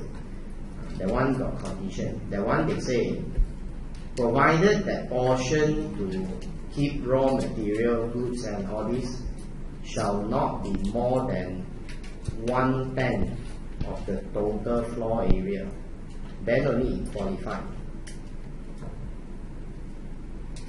Now, you see, the word is the area that is called factory must be to place plant machinery. So an area that is not to place plant machinery is not factory. For example, corridor, human walkway, you don't place plant machinery, that one not counted. Toilet, also don't place plant machinery, that one not counted. Is it not? So you see how strict that the definition comes in. So you must go and measure. Alright, the staircase, you don't place plant machinery, then that one must exclude. You must calculate that one. If you don't calculate, you just generally, for example, you say I buy a new factory. The factory costs 1 million. You take 1 million, you take 60%. They will come and find trouble. Then they'll calculate back and then they add back. Then they add back, they say this is a tax you understate. Then they charge penalty. So this is what they do. Okay. So that's what we're going to see here. So now penalty are all increased already. I will send you the video for tax admin and you must go through, because the examiner like that. You see now they even have penalty like what? If you 2 years never submit tax return, 2 years not 2 consecutive years, is 2 years. So 2 years means, let's say last time long time back, you when I was a small kid, you forgot. You small kid, you forgot one time already. Okay, so there's 1 year. Then now after 10 years, you miss 1 year. Wow, that's 2 years. So what will they do with 2 years? If 2 years default never submit tax return, you will be penalized. The fine, all that coming, plus you must pay 300% the tax. So you be careful. And say I never submit return. How they know? They estimate. The law says DG will estimate. Then take the estimate times 300. You pay the tax. Wow, very scary. You see how bankrupt the government is. Okay, so you must update all this. So that's why I show you the video. You agak must know, because examiner sure will ask you. Okay, now, okay, come back to this. Sorry. Okay, so now you see, if I buy a factory, okay. Now we start from simple, then we go little bit. Okay, we buy a factory. Let's say this factory, 20% is the store, okay? So 80% is for plant and machinery. Now the factory is 2 million. I don't have land, cost of land is not factory, okay? It's 2 million. So if I qualify RA, how do I do RA? And you must understand, we also can claim IBA, right? Now, when you claim IBA, your QBE is how much? 2 million. Then you times the rate, like AA, how many percent? 3%.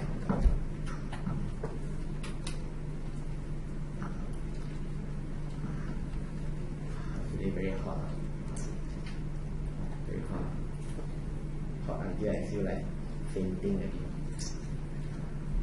The head is burning, right? If I faint, you'll go back. Don't wake me up. Okay? Now, why 2 million?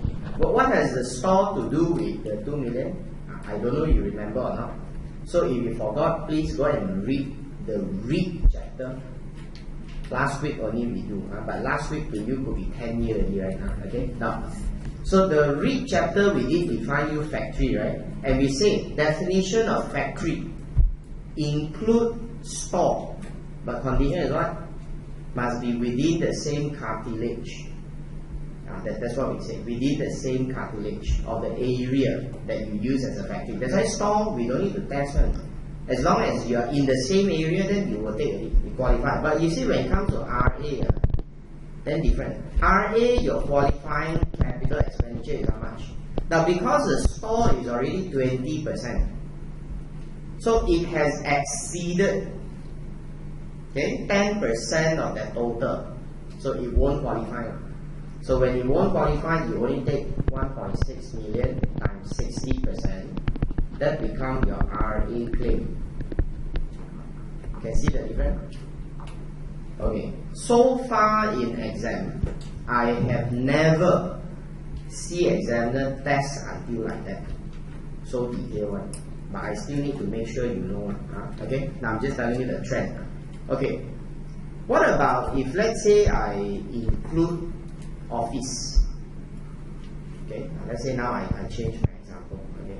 So in my factory, I have a 10% office. I have a 20% store. I have a 70% for plant machinery. Thank you. Okay. Now same thing, the building costs 2 million.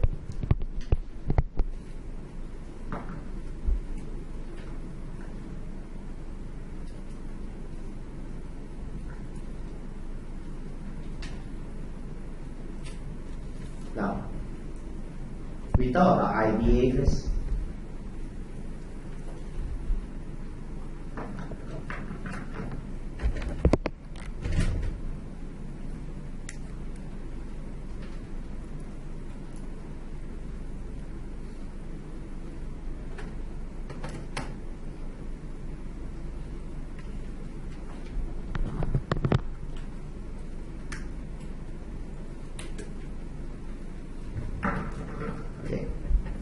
Plus, if it's IBA, right,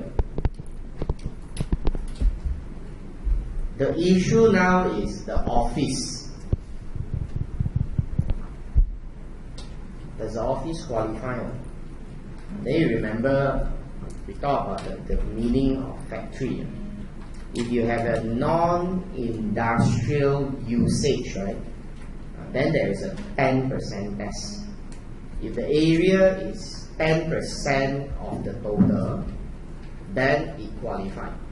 If it's more than 10%, it doesn't qualify. See, you see in the exam, you don't remember so detailed, you just remember about 10%. Then this one also 10, that one also 10, then you call it. You confuse it, you see? And not only that, if you go even deeper, this 10% for IBA, how they determine? They follow the cost. That's what the law says. Follow the cost. Only when you don't have cost, you follow the area. Why is it so different? This 10% only the area. So now you get very confused here. Okay, so you must go back, you read back a bit. If not, then you just listen and accept what I say here. Now this one, the IBA got 10% test. So it's within 10% of the total. Then okay. So we will take full amount. That means we will take 2 million for IBA.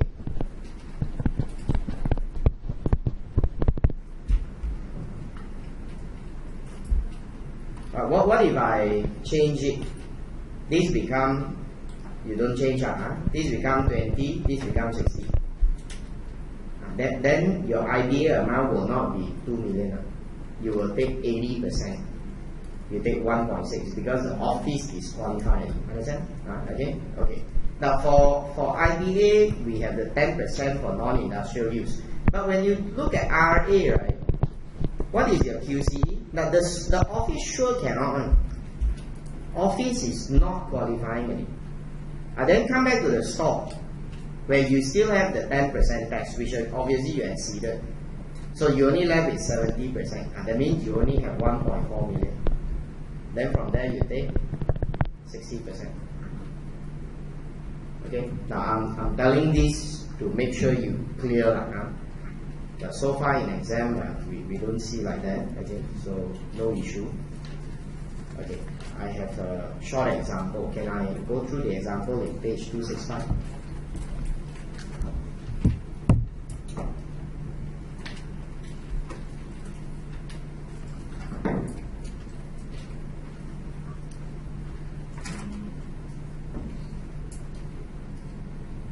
Okay, we see illustration 1 now. LHP, it's running its manufacturing business in a rented factory, 10,000 square feet. Now they are expanding its manufacturing activity, which is a QP. So they shifted the factory to a newly acquired factory. Now the new factory has an area of 30,000 and the cost is 2 million. The cost of land is 800. Now no other detail. Forget about the area, the toilet, all that. Just assume that everything qualifies as a factory. Now, can I take the full amount? Cannot, because you shifted from one to another.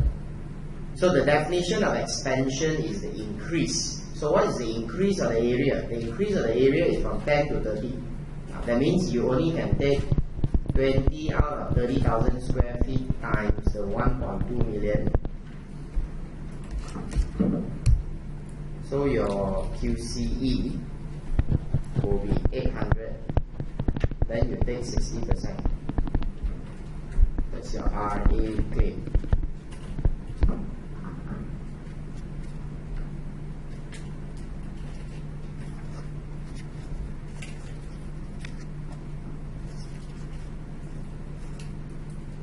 Okay, see illustration 2. Now, company P has been doing manufacturing business in a rented factory of 15,000 square meter since 2011. Now, in 2016, they decided to diversify into a related product, but they scaled down the production of the existing factory. So for that, they bought a piece of land in PJ. They construct a new factory of the same size.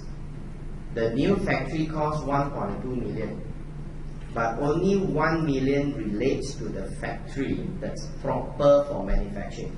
That means the 200,000 could be the toilet, canteen, so we take out the amount. Okay, so this 1 million is the one that is for the factory. Okay, the total floor area used for the manufacturing is the same, but 40% is now used for existing product and 60% is for the new product. And since the QP is for diversification, so the amount of factory that is for diversification is which one? It will be 1 million times 60%, so 600,000 is your QC. Then from there you take 60%.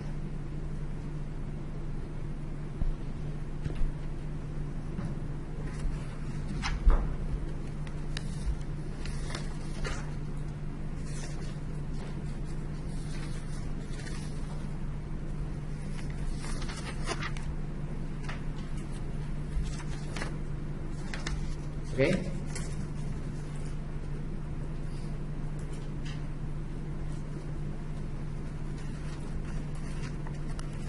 Now, company R bought a new factory to undertake a qualifying project for 1 million, which is no land. Now, but then out of the total area of 15,000 square meter, 1,008 used for storing raw material and finished good. Now that means the store already exceeded 10%. So for RA, your QCE will only be 1 million times 13,002 out of 15,000.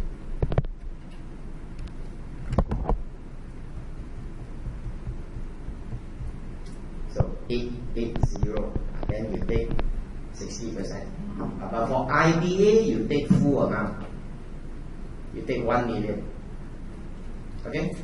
Now this is to further clarify the issue of factory. Right? Okay, so done with that. Okay, please go to the next page.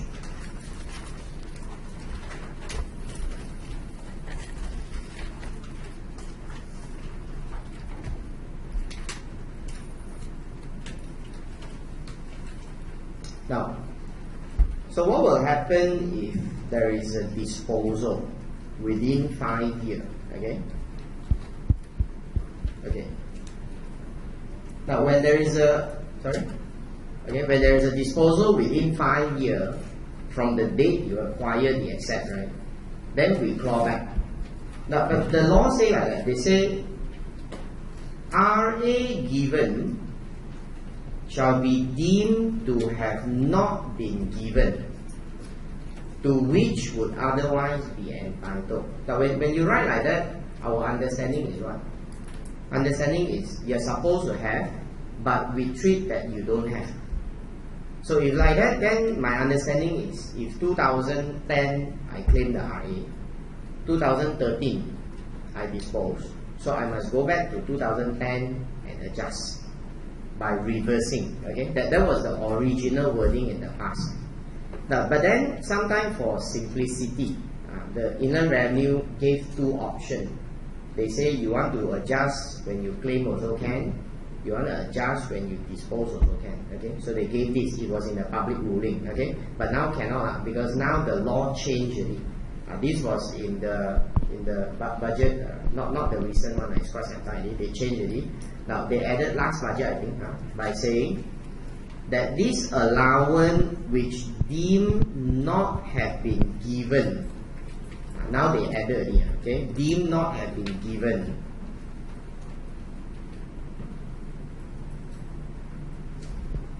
Shall be part of the SI for the year of assessment when the asset is disposed. That means you claw in the year you buy or you sell. You sell. But you see this wording is very confusing one, you know. You say if it's not given will deem to be part of the SI in the year I sell. What if I never absorb? Because I must absorb to exempt. Now what if I claim already? I claim 600,000 in 2010, okay, or 2015. I claim 600,000. But until now, I also never make profit. I don't have SI. I never absorb. No? Until 2018, I sell. If you follow the wording of the law, you still have to charge as an income already. No? But then I never claim. I never absorb also. How? That's why this is the problem with the wording. But the Inland Revenue said they confirm already wording verbally they say no. If you never absorb, you don't need to add back. No? Only you absorb, we add back. But if you follow strictly to the law, there's no such thing. They just say you must be part of the income. Okay. But anyway, just to let you know, you must absorb, then only we add back. Okay. Now, and I told you just now, right? The definition of dispose include cease to use, and cease to use include classified held for sale.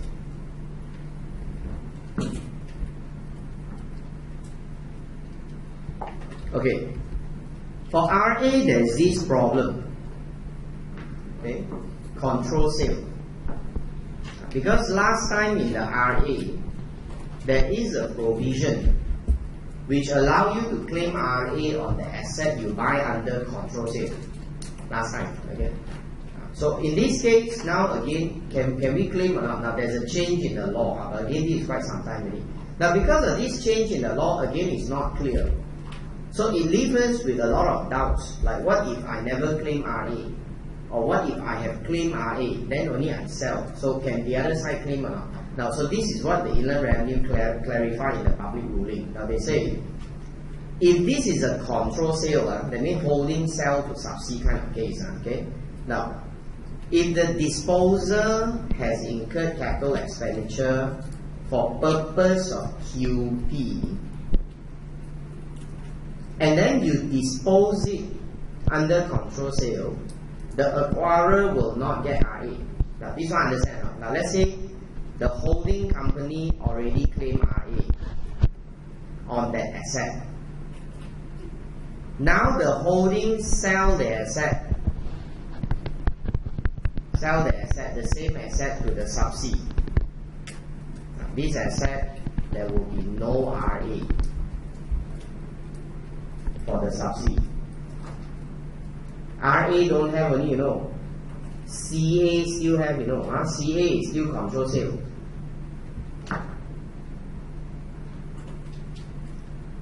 And regardless that this is a group, if the holding company disposed within 5 years, we still claw back. Regardless the fact that RA would have been clawed back, 5 years also claw back. Then can subsea claim? Still cannot. You claw back also cannot claim. The ruling doesn't allow. Understand? So this is very easy to remember. If you claim RA, you never get any. So that puts in my mind, you claim one time only. Okay. What if the seller never claimed RA? Now, if the disposer has not claimed RA and then disposes to the related company, then how much is the amount we use to calculate the RA? So now you see the holding, right? OHC, holding, sell to subsea.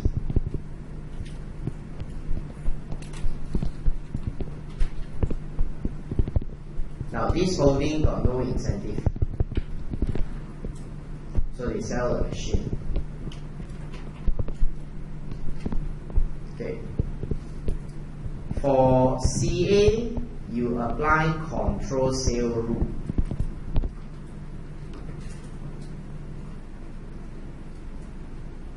CA, you apply control sale rule. And what is control sale rule? You continue claiming. Correct? You continue claiming. That's why you work out the RE. That's why I say you follow the year is easy. If subsea buy in 2016, holding claim until 2015, then transfer over, then they continue. That's all. Okay. Now that is CA. But what about RA?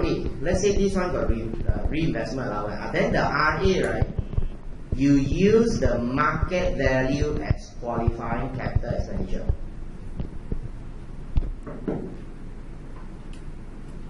You can claim RA, but you use the market value, regardless of how much you sell. Let's say you sell the machine for 1 million, the market value is 500,000, you take 500. Okay, so that's how it works. That's for cases that you do not have incentive.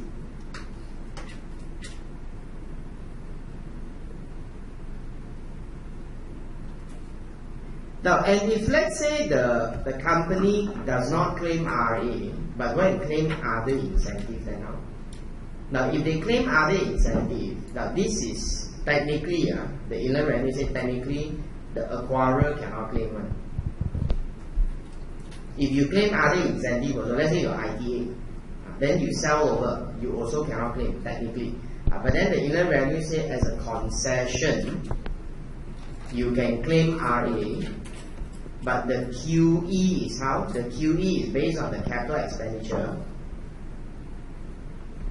minus all the notional allowance for the number of years owned by the first owner, then the balance transfer over. Okay, but this is a more complicated figure which I always think examiner will avoid. Okay, Now, so you just remember the first two cases, very safe.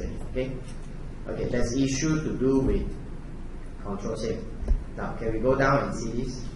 Now, I have not seen these sort of things in the exam also, okay? But in the public ruling, they address the issue. Now, if you have brought forward allowance, because you say RA is second round, so what if I had ITA, I claim, I cannot finish. Then now I start RA. So I have ITA and RA at the same time. Which one do I take first? Now you always take the current one first.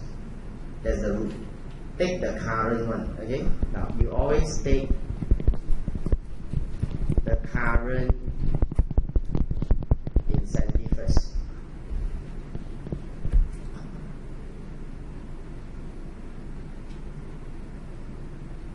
So I just go straight with the number, so it's quite straightforward. Now you see like case 1, case 1 we're telling you that the RA is 100,000 and then brought forward is 100,000 ITA.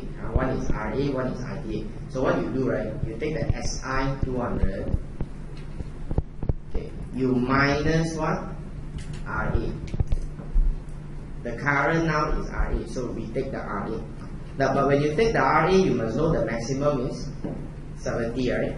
Okay, so you should take 140, but never mind, you only have 100. Okay, you only have 100. Okay, now you will absorb ITA. You absorb ITA. Because when you absorb ITA, you are subject to the same limit, but you must reduce whatever RA that is taken. Okay, because you are based on 70%. Let's say both also 70. Then in that case, your ITA should be restricted to 70% of 200, but 100 taken up already. So you only have 40.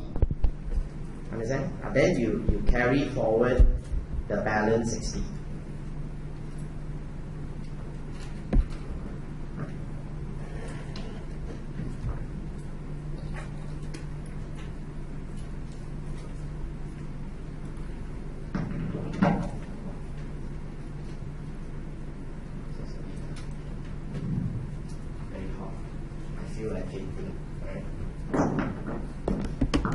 Okay, now case 2, case 2. Okay, case 2 we have not studied this. It's just a different type of incentive, but I just purposely want to show you what if now the RA is the O one. It's the same. Okay, it's the same. Now let's say we have 200. Then we have this export allowance 120. Then you only take the RA 20.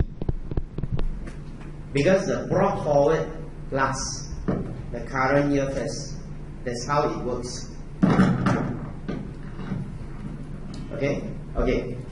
Now you see the third example. Now the third example you must understand. This is a pioneer status company. And now the pioneer status ended. They still have pioneer loss. You know, pioneer loss during pioneer period cannot do anything, right? It's only to reduce the 70%. But what if after 5 years my pioneer status finish, but my loss still there? Then we give back the loss to you, just like a loss. Then everything become normal. So in that case, you will just expect that your SI got 200, then you minus the RA 100. Okay, balance is 100. Then you minus your unabsorbed business loss 100. This one balance carry forward 20.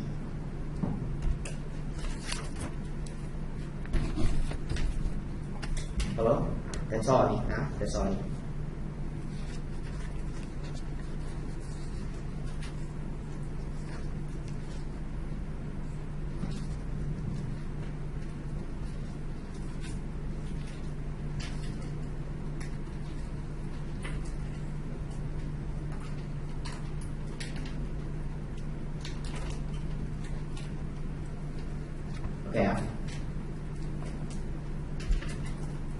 Okay, so I finish off RA. So the important are the condition that I say just now. So you must remember what is QP. Okay, I must remember the definition. You must know what is not manufactured. All these you must remember. Now, so I move on. Now we are doing manufacturing, right? So there are three main incentives manufacturing company can apply: pioneer or IDA. But that one you must be what? You must be promoted activity, promoted product. That one must be like that. The RA also can, but RA must be what? 3 years. Then must be QP. Okay. But actually, other than all that, there are other incentives also. Okay. This incentive is not in the syllabus. But not in the syllabus is not specifically listed. See, this is a problem with this examiner. Okay. I mean, cannot blame. Okay. There are a lot of things in tax. We also don't know it's in or not in. Like last time, estate. When they swap from 3.2 to P6, 3.2 got estates. That means the dead people case got estates. So when Richard continued as examiner, he never put estates in the syllabus. So when we go and ask him, hey Richard, the estate you never put in the syllabus, is in or not? Oh, in. He verbally in. I said in. That means in, okay, we teach him, but not in the syllabus. Then examiner changed. Ms. Young took over. So in or not in? We don't know. We presume in. We presume in. So we teach. Some lecturer don't teach. Some teach. Okay. Teach until donkey years already. Suddenly one day we ask the examiner. Examiner say, oh, it's not in the syllabus. She don't even know. Not in the syllabus. Oh, okay. That's why recently she add in already. See, this is a problem with human. We don't blame her, we blame human. Okay, so we don't know this one in or not. So you tell me I teach or don't teach. Later come out, then not in the syllabus.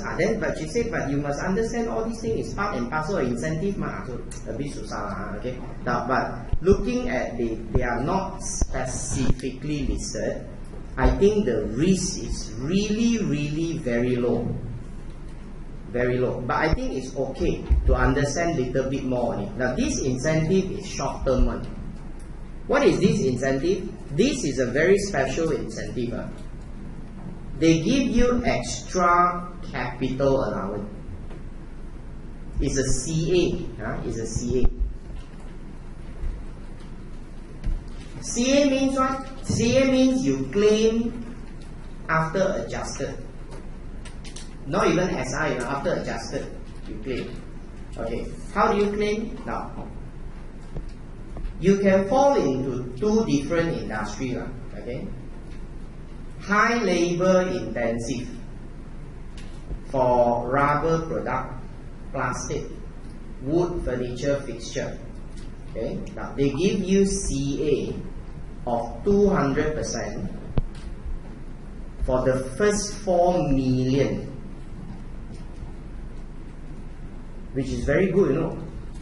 RA, you incur 4 million, you only get 60%. This one you incur 4 million, you get 8 million. This is better.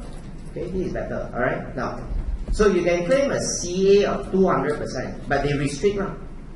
They restrict. So if I spend 10 million, RA can take 6. But CA is only capped at 4, but times 200. Okay. Now, if you are high labor intensive for any other industry, you can also take 200, but only 2 million.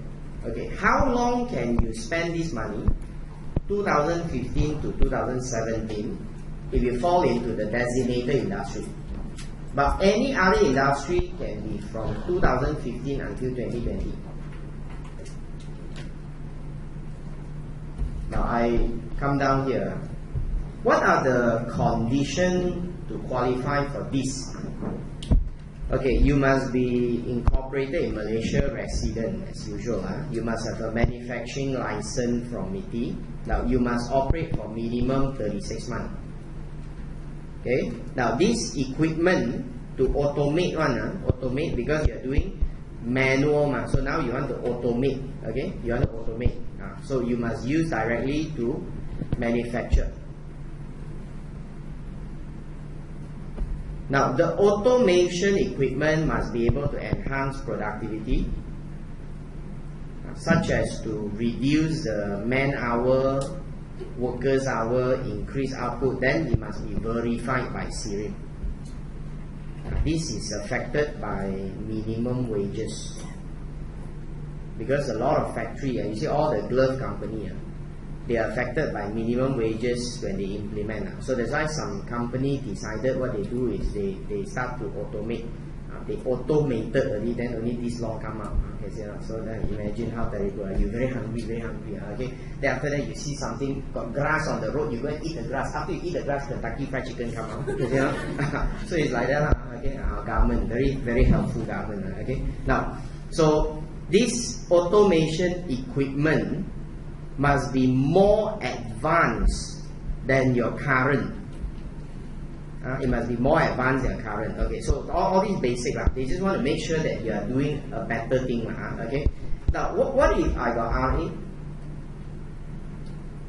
Do I claim RA if I want to spend money on it? That's why they give you a choice. Now they say companies that currently claim RA, right, can opt to claim this incentive. Okay, you can opt to claim this incentive, provided either one of the incentive, either one. You cannot claim both. You claim either one. You want RA, you claim RA. You want this, you claim this. Okay. Now the RA period will continue even though the company opted for the incentive. That means if let's say this year you decided to go for this CA claim, then I don't want to claim RA, but your RA wasted 1 year. Don't push the RA by 1 year. It's the same period that is counting. Okay. Now, but of course, if you want to claim CA, then you must remember there is a maximum, the 4 million, 2 million cap. You must finish this, then only you can go back to RA. Okay. Now, so if let's say year 1, because they got 3 years up to 2017. All right. Now, so let's say 2016, I spent 3.5 million. 3.5 million. Okay, so I left 500,000. So the next year, alright, next year, I spend another 5 million. Then I'm very smart. I say, oh, last year I used this CA route. This year I want to change back to RA. Cannot. Because you still got balance 500,000. You must finish. Then you claim that year also CA. See, that is the rule. You must finish it. Then only you can go back to RA. So when you do this, you better plan properly.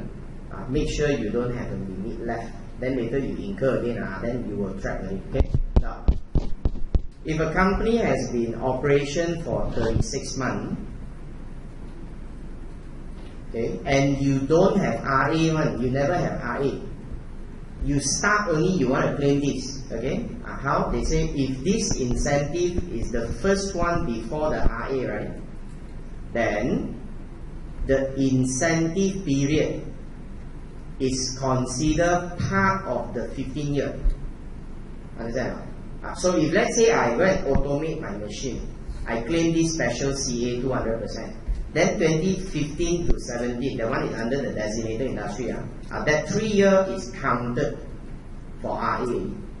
Then your remaining 15, 16, remaining 13 year is RA. Regardless you don't apply, it's counted. Understand? Okay. So that's why you must be careful. So if you claim this, you must understand effectively your RA has started. But it's not RA. It's not RA. Okay. This is a special incentive for automation.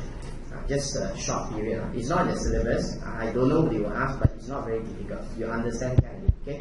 Okay. So other than these are incentives, what other incentives do we have? Now, some company that they do not have pioneer ITA, alright, or they don't claim RA, they can apply for this exemption for increased export.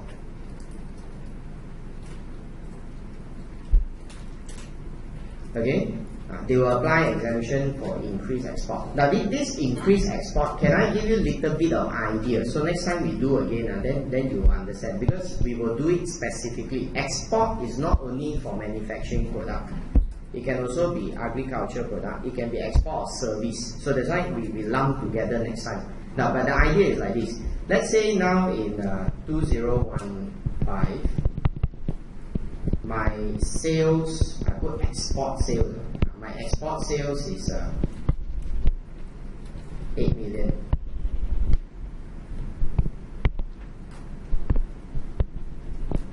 And then in 2016, my export sales is, let's say, 10 million. So meaning from 15 to 16, we have increased the export by 2 million. Then there is a rate. There's a rate. The rate will depend on, okay, there are a lot of conditions, okay. Let's say we give you 10%. So if we give you 10%, you have 200k. Okay, but this 200k, how are you going to use it? It's just an ITA and I. When you do the tax com that time, you will see your business as I. Now you might understand, sales 10 million doesn't mean your income is 10 million, you know. Income is profit, you know. That's why maybe you see your SI is only 1.3 million. Then you take this figure, you absorb 200. Then your income drop. Whatever you absorb, it goes to tax exempt income account. Now we are still calculating an allowance.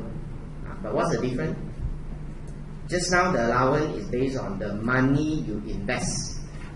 This allowance is based on the value you increase your export. So the more you export, the more you get. You imagine instead of 8 million to 10 million, okay, it becomes 8 million to 16 million. Then the rate becomes different already. Okay, and of course because of this, timing of contract also very important. You imagine 8 to 10 is only 2 million. 7 to 11, 7 to 11 is 4 already, you know. Then 4 million, your incentive, your exemption is higher already. So you see the difference, okay? Total is still 18. That's why you see planning of your sales is very critical to decide how much can you enjoy the exemption. So that's why in this case, if you're going to receive contract towards the end of the year, you calculate properly whether you're going to enjoy more if you want to recognize the sale this year or next year. So that's what I'm saying. So if you see 8 to 10 and 7 to 11 is not different. It's not the same. Okay. Now we see more of this next time because there's a lot of confusion. Now go to the next page. Okay. Double deduction, nothing new lah. You know this. We will go through deduction incentive sekaligus because there will be a deduction based chapter. Okay. Now then this proprietary right is also deduction one. Okay. Now then there's also this incentive for less developed area. Now again, this is not in the syllabus. Alright. If you go to those kampong area, alright, you go there and invest and build a factory. Now that one got a lot of condition. You must apply and then you must hit your KPI. Okay, then you must look at how much value added, how many jobs can you create for the area. But they can give you very lucrative incentive. Now they can give you exemption of 100% of your income for 15 years. But 15 years is 5 plus 5 plus 5. That means it's 5 years first, finish. Then they will see you fulfill condition, fulfill, then another 5 years, fulfill another 5 years. So this is how the incentive works. Now, this is like pioneer status already. Or if you don't want that one, you can go for 100% of the qualifying for 10 years and offset 100% of the SI. That's to go into the rural area, less developed area. Okay. Now, so there's nothing much I want to highlight here. This one is more general. Okay. Now.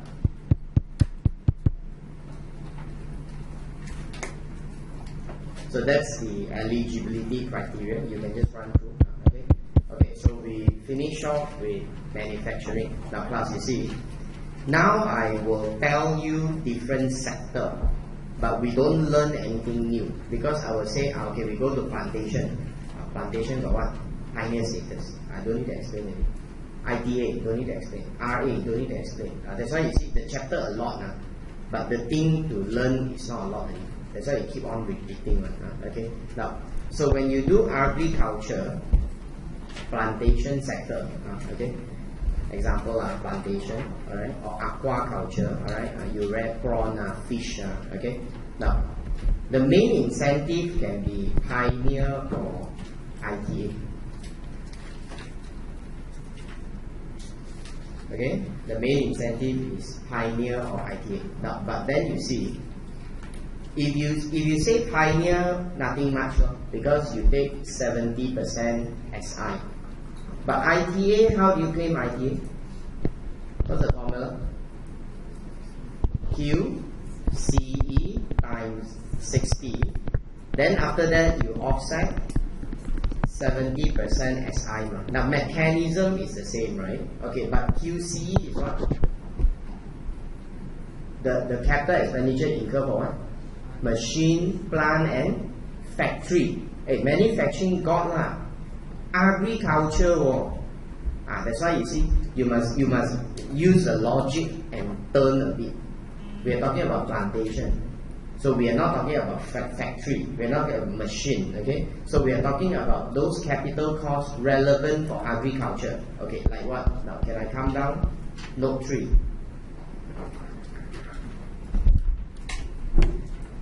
Okay, so for purpose of agriculture, now the qualifying capital expenditure will be cost to clear the land, planting the crop, irrigation and drainage. Okay, now the plant machinery that is used for cultivation, animal farming, aquaculture, inland or deep sea fishing, and all agricultural related businesses. Okay, now then construct the road, the bridge. Okay, now then the building,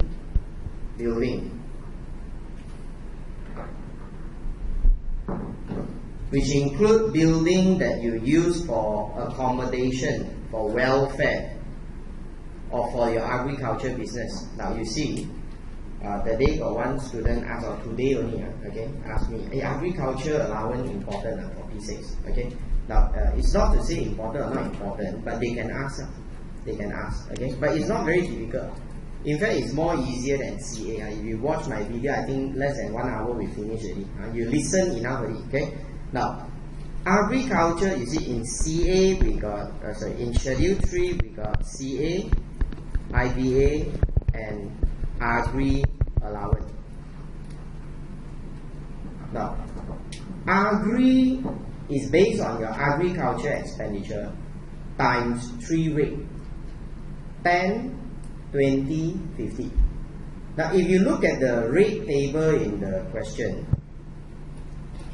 you already can roughly know how to do it.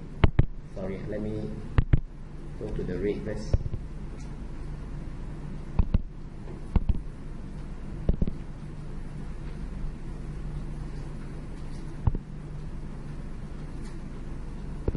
Now, the question gave to you the agriculture allowance. Now, I enlarged for you to see that you don't need to turn. Any building for welfare of or as living accommodation for the farm employee. Any other building that you use in a business, and all other qualifying agriculture expenditure. Now, they don't have IAAA one. They only have a rate, an allowance, which is 20, 10 or 50. That's all. Okay. Now, so you see, if I give this thing again, now, so imagine in the question, I tell you this company qualify ITA.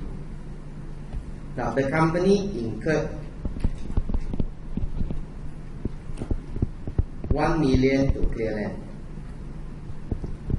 500,000 for planting, 100,000 for irrigation, 300,000 to buy plant machinery, 150,000 for the road. Okay. Now then, 400,000 for living quarter, let's say.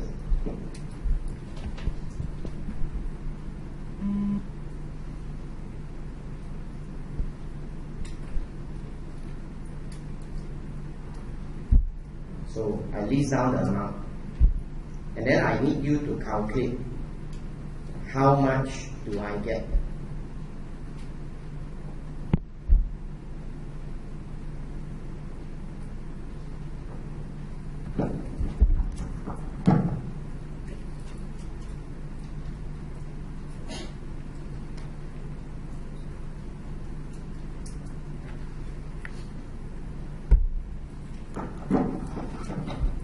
Okay, taken down here, right?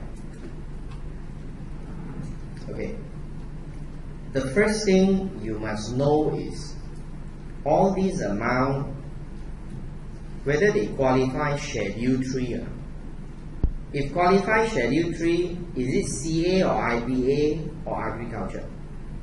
Now, cost to clear land is agriculture. I put agri, AG, I put AG, agriculture. Initial planting is agriculture. Drainage, the one don't have. This one don't have, nothing. Last time we have agriculture and approved agriculture. That's why last time got Schedule 4A one, now no more. Okay, so that's why what happened to drainage? Nothing. But it qualified for incentive. Okay, now plant machinery is CA. Now the road is agriculture. The building for living accommodation is agriculture. Okay, so I set the rate here. Now, sorry, I do here, so easier I can immediately show to you. So you see what happened now is, for my incentive, I will minus my agriculture allowance. I will minus my capital allowance. I will minus these two here. You do somewhere, you do on a blank piece of paper, so never mind. Because here I can refer immediately. Okay. Okay. Then I get SI. Now, of course, from the SI, I minus the ITA.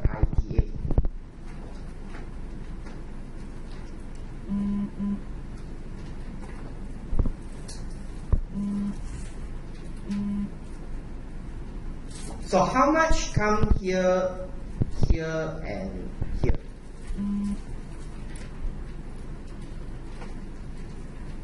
Okay, so I need to calculate for you here. How much go into these three question mark? Okay.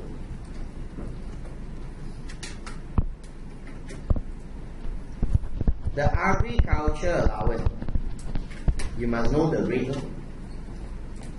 Now, any building for accommodation, for welfare of the worker, 20%. Any other building, 10%. Like office, storeroom, 10%. Any other qualifying expenditure is 50. So it's so simple, three way only. So that's why this one is 1,000 times 50%. Okay, 1,000 times 50. 500 times 50. 150 times 50. Then 400 times 20. So how much we're going to get?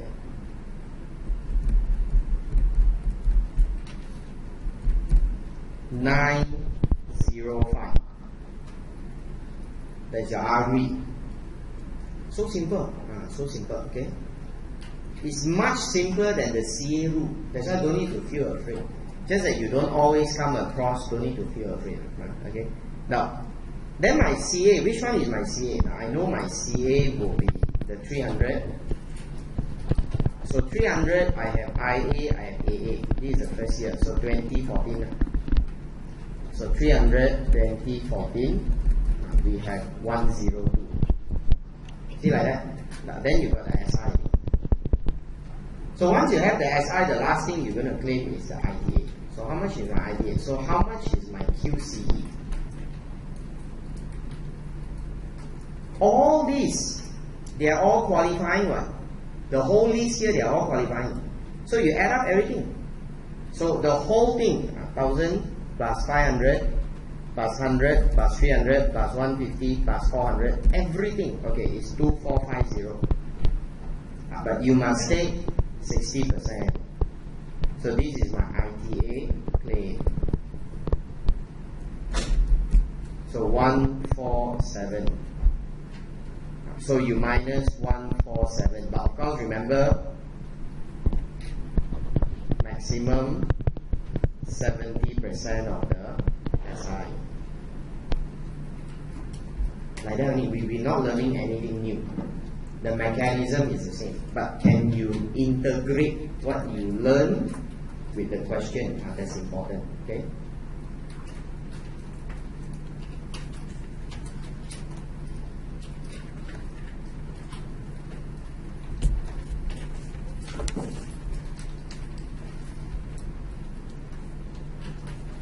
Okay, if you're done, then go to page 271.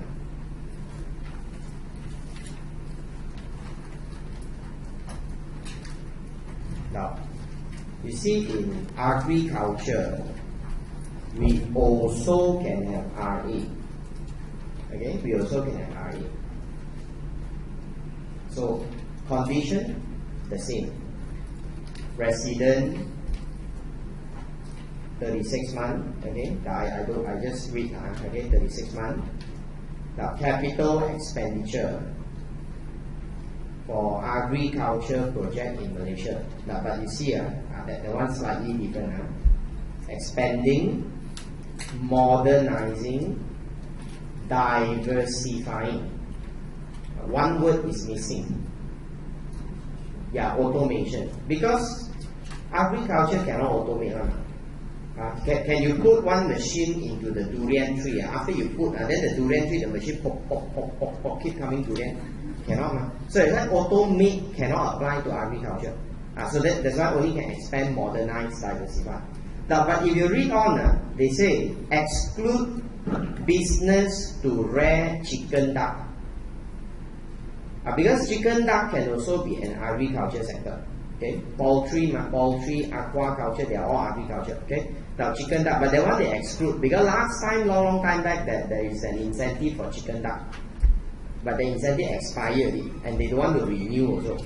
Now the RA also cannot qualify. Okay, so that's why chicken duck all got no RA. Okay, now so you go down. So what is the meaning of qualifying capital expenditure? It's the same.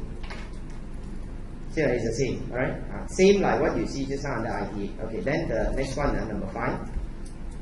Now this is the accelerated agriculture allowance.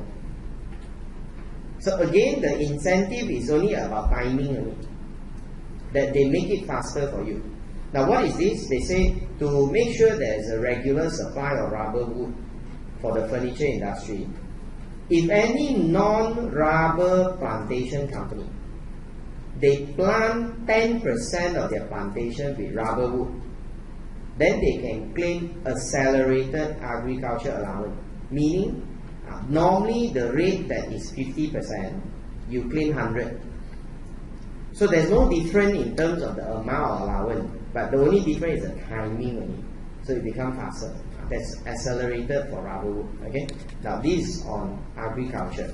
Turn to the next page.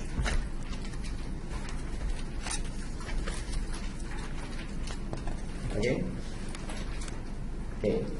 This one is to do with automotive industry. This is in the syllabus, specific one, so must remember. This one we need to remember. It's in the syllabus. Okay. Now, so if you are doing you see automotive is manufacturing also. I produce parts, but just that the parts are used for car. Okay. Now you see, if you manufacture critical or high value added part, okay, the scope is you must fall into critical or high value added part. Now you can claim, you can apply for pioneer status or ITA. Now, but instead of going for the normal rate, right, they give you pioneer status 100%, and they can go up to 10 year.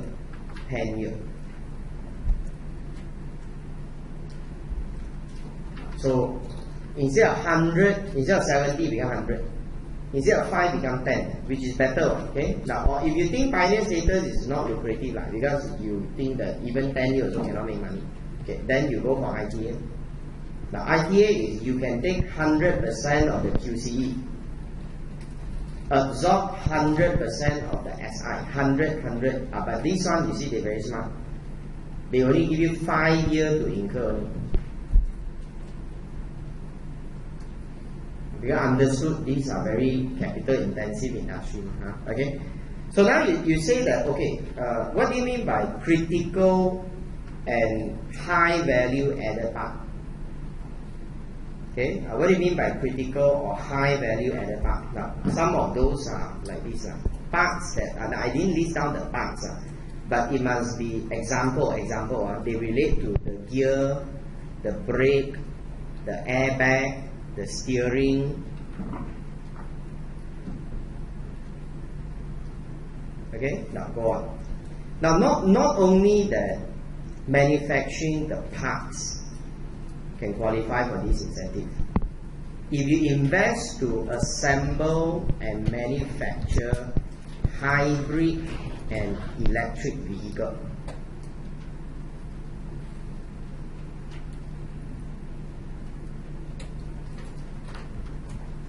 okay, or the manufacture of component that relates to this vehicle,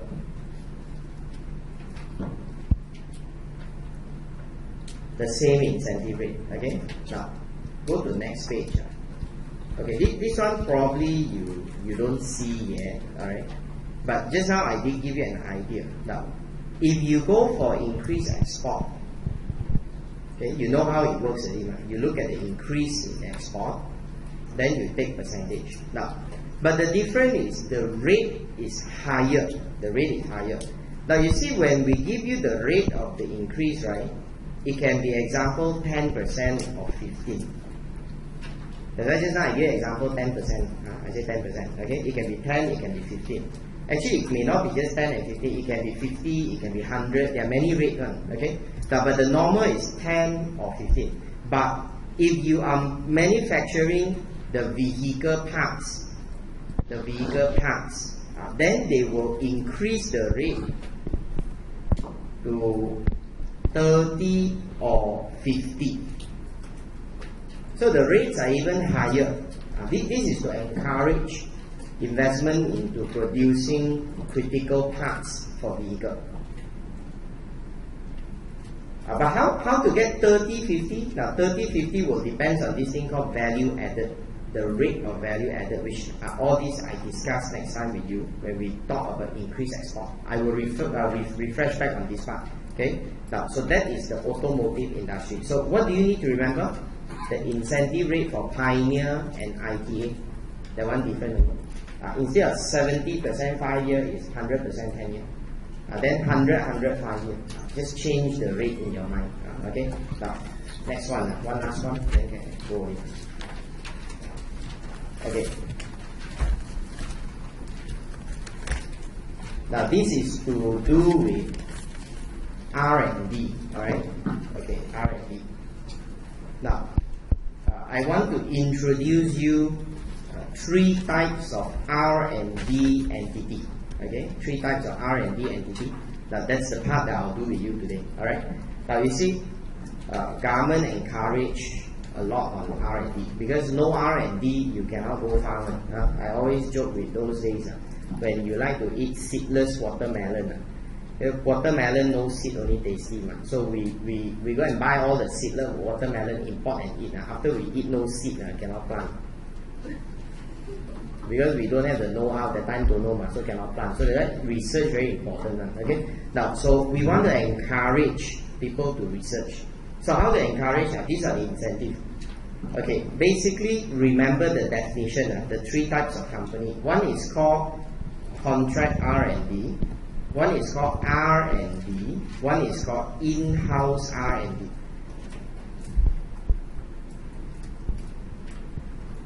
Now, it's not difficult one, okay, it's not difficult. So you just remember, you serve outsider, you serve both, you serve insider. Can you remember? No? Very simple, right? One is you serve the non-related party. One is you serve related party. The other one is you serve both. So that is the main distinction. That's the main distinction. Okay?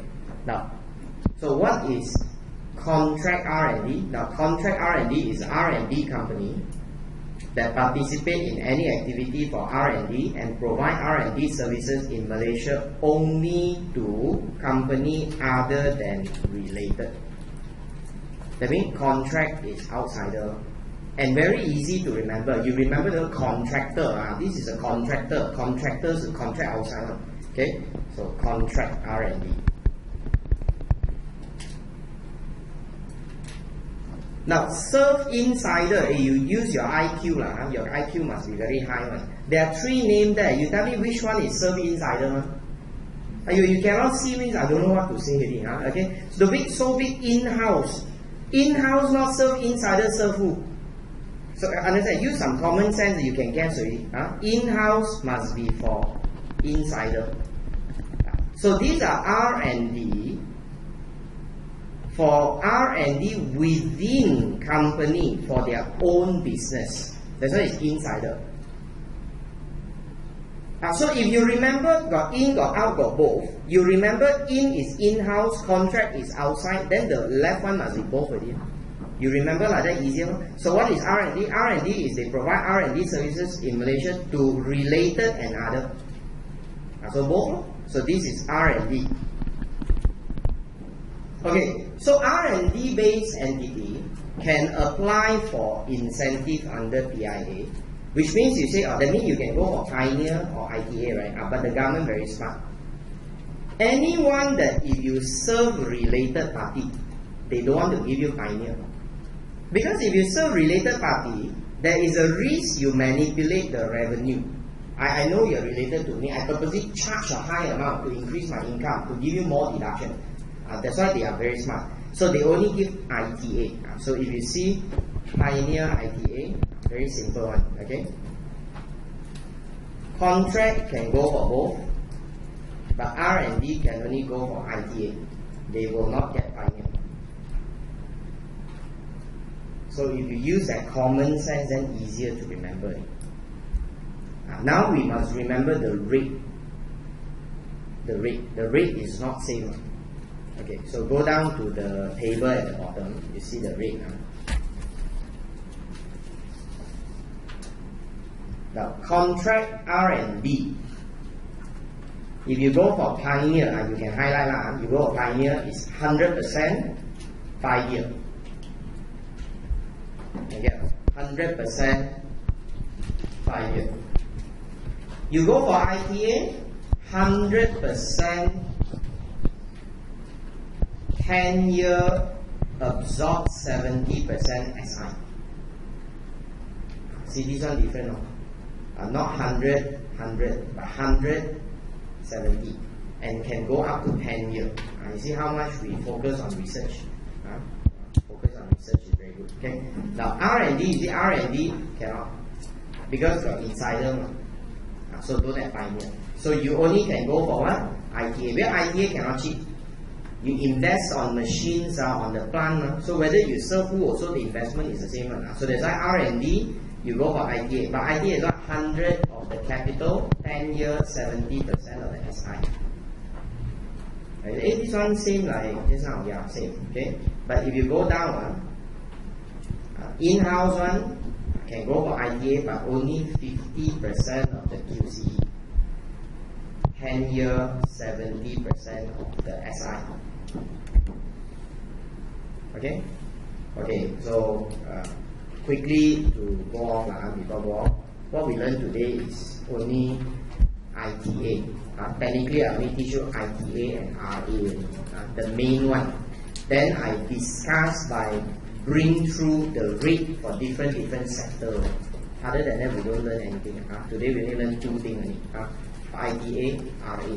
The rest all just to bring to you the rate. So you go back, agak-agak run through again. The best is you take a piece of paper and write down. So next time you revise, it's easier. Okay. So I'll see you again this coming Monday, 9 o'clock. Monday I will do RPGT. So, but you bring this set or not, but please don't bring only RPGT, okay? Because we might finish everything on RPGT, but should be around there, okay? See you again on Monday.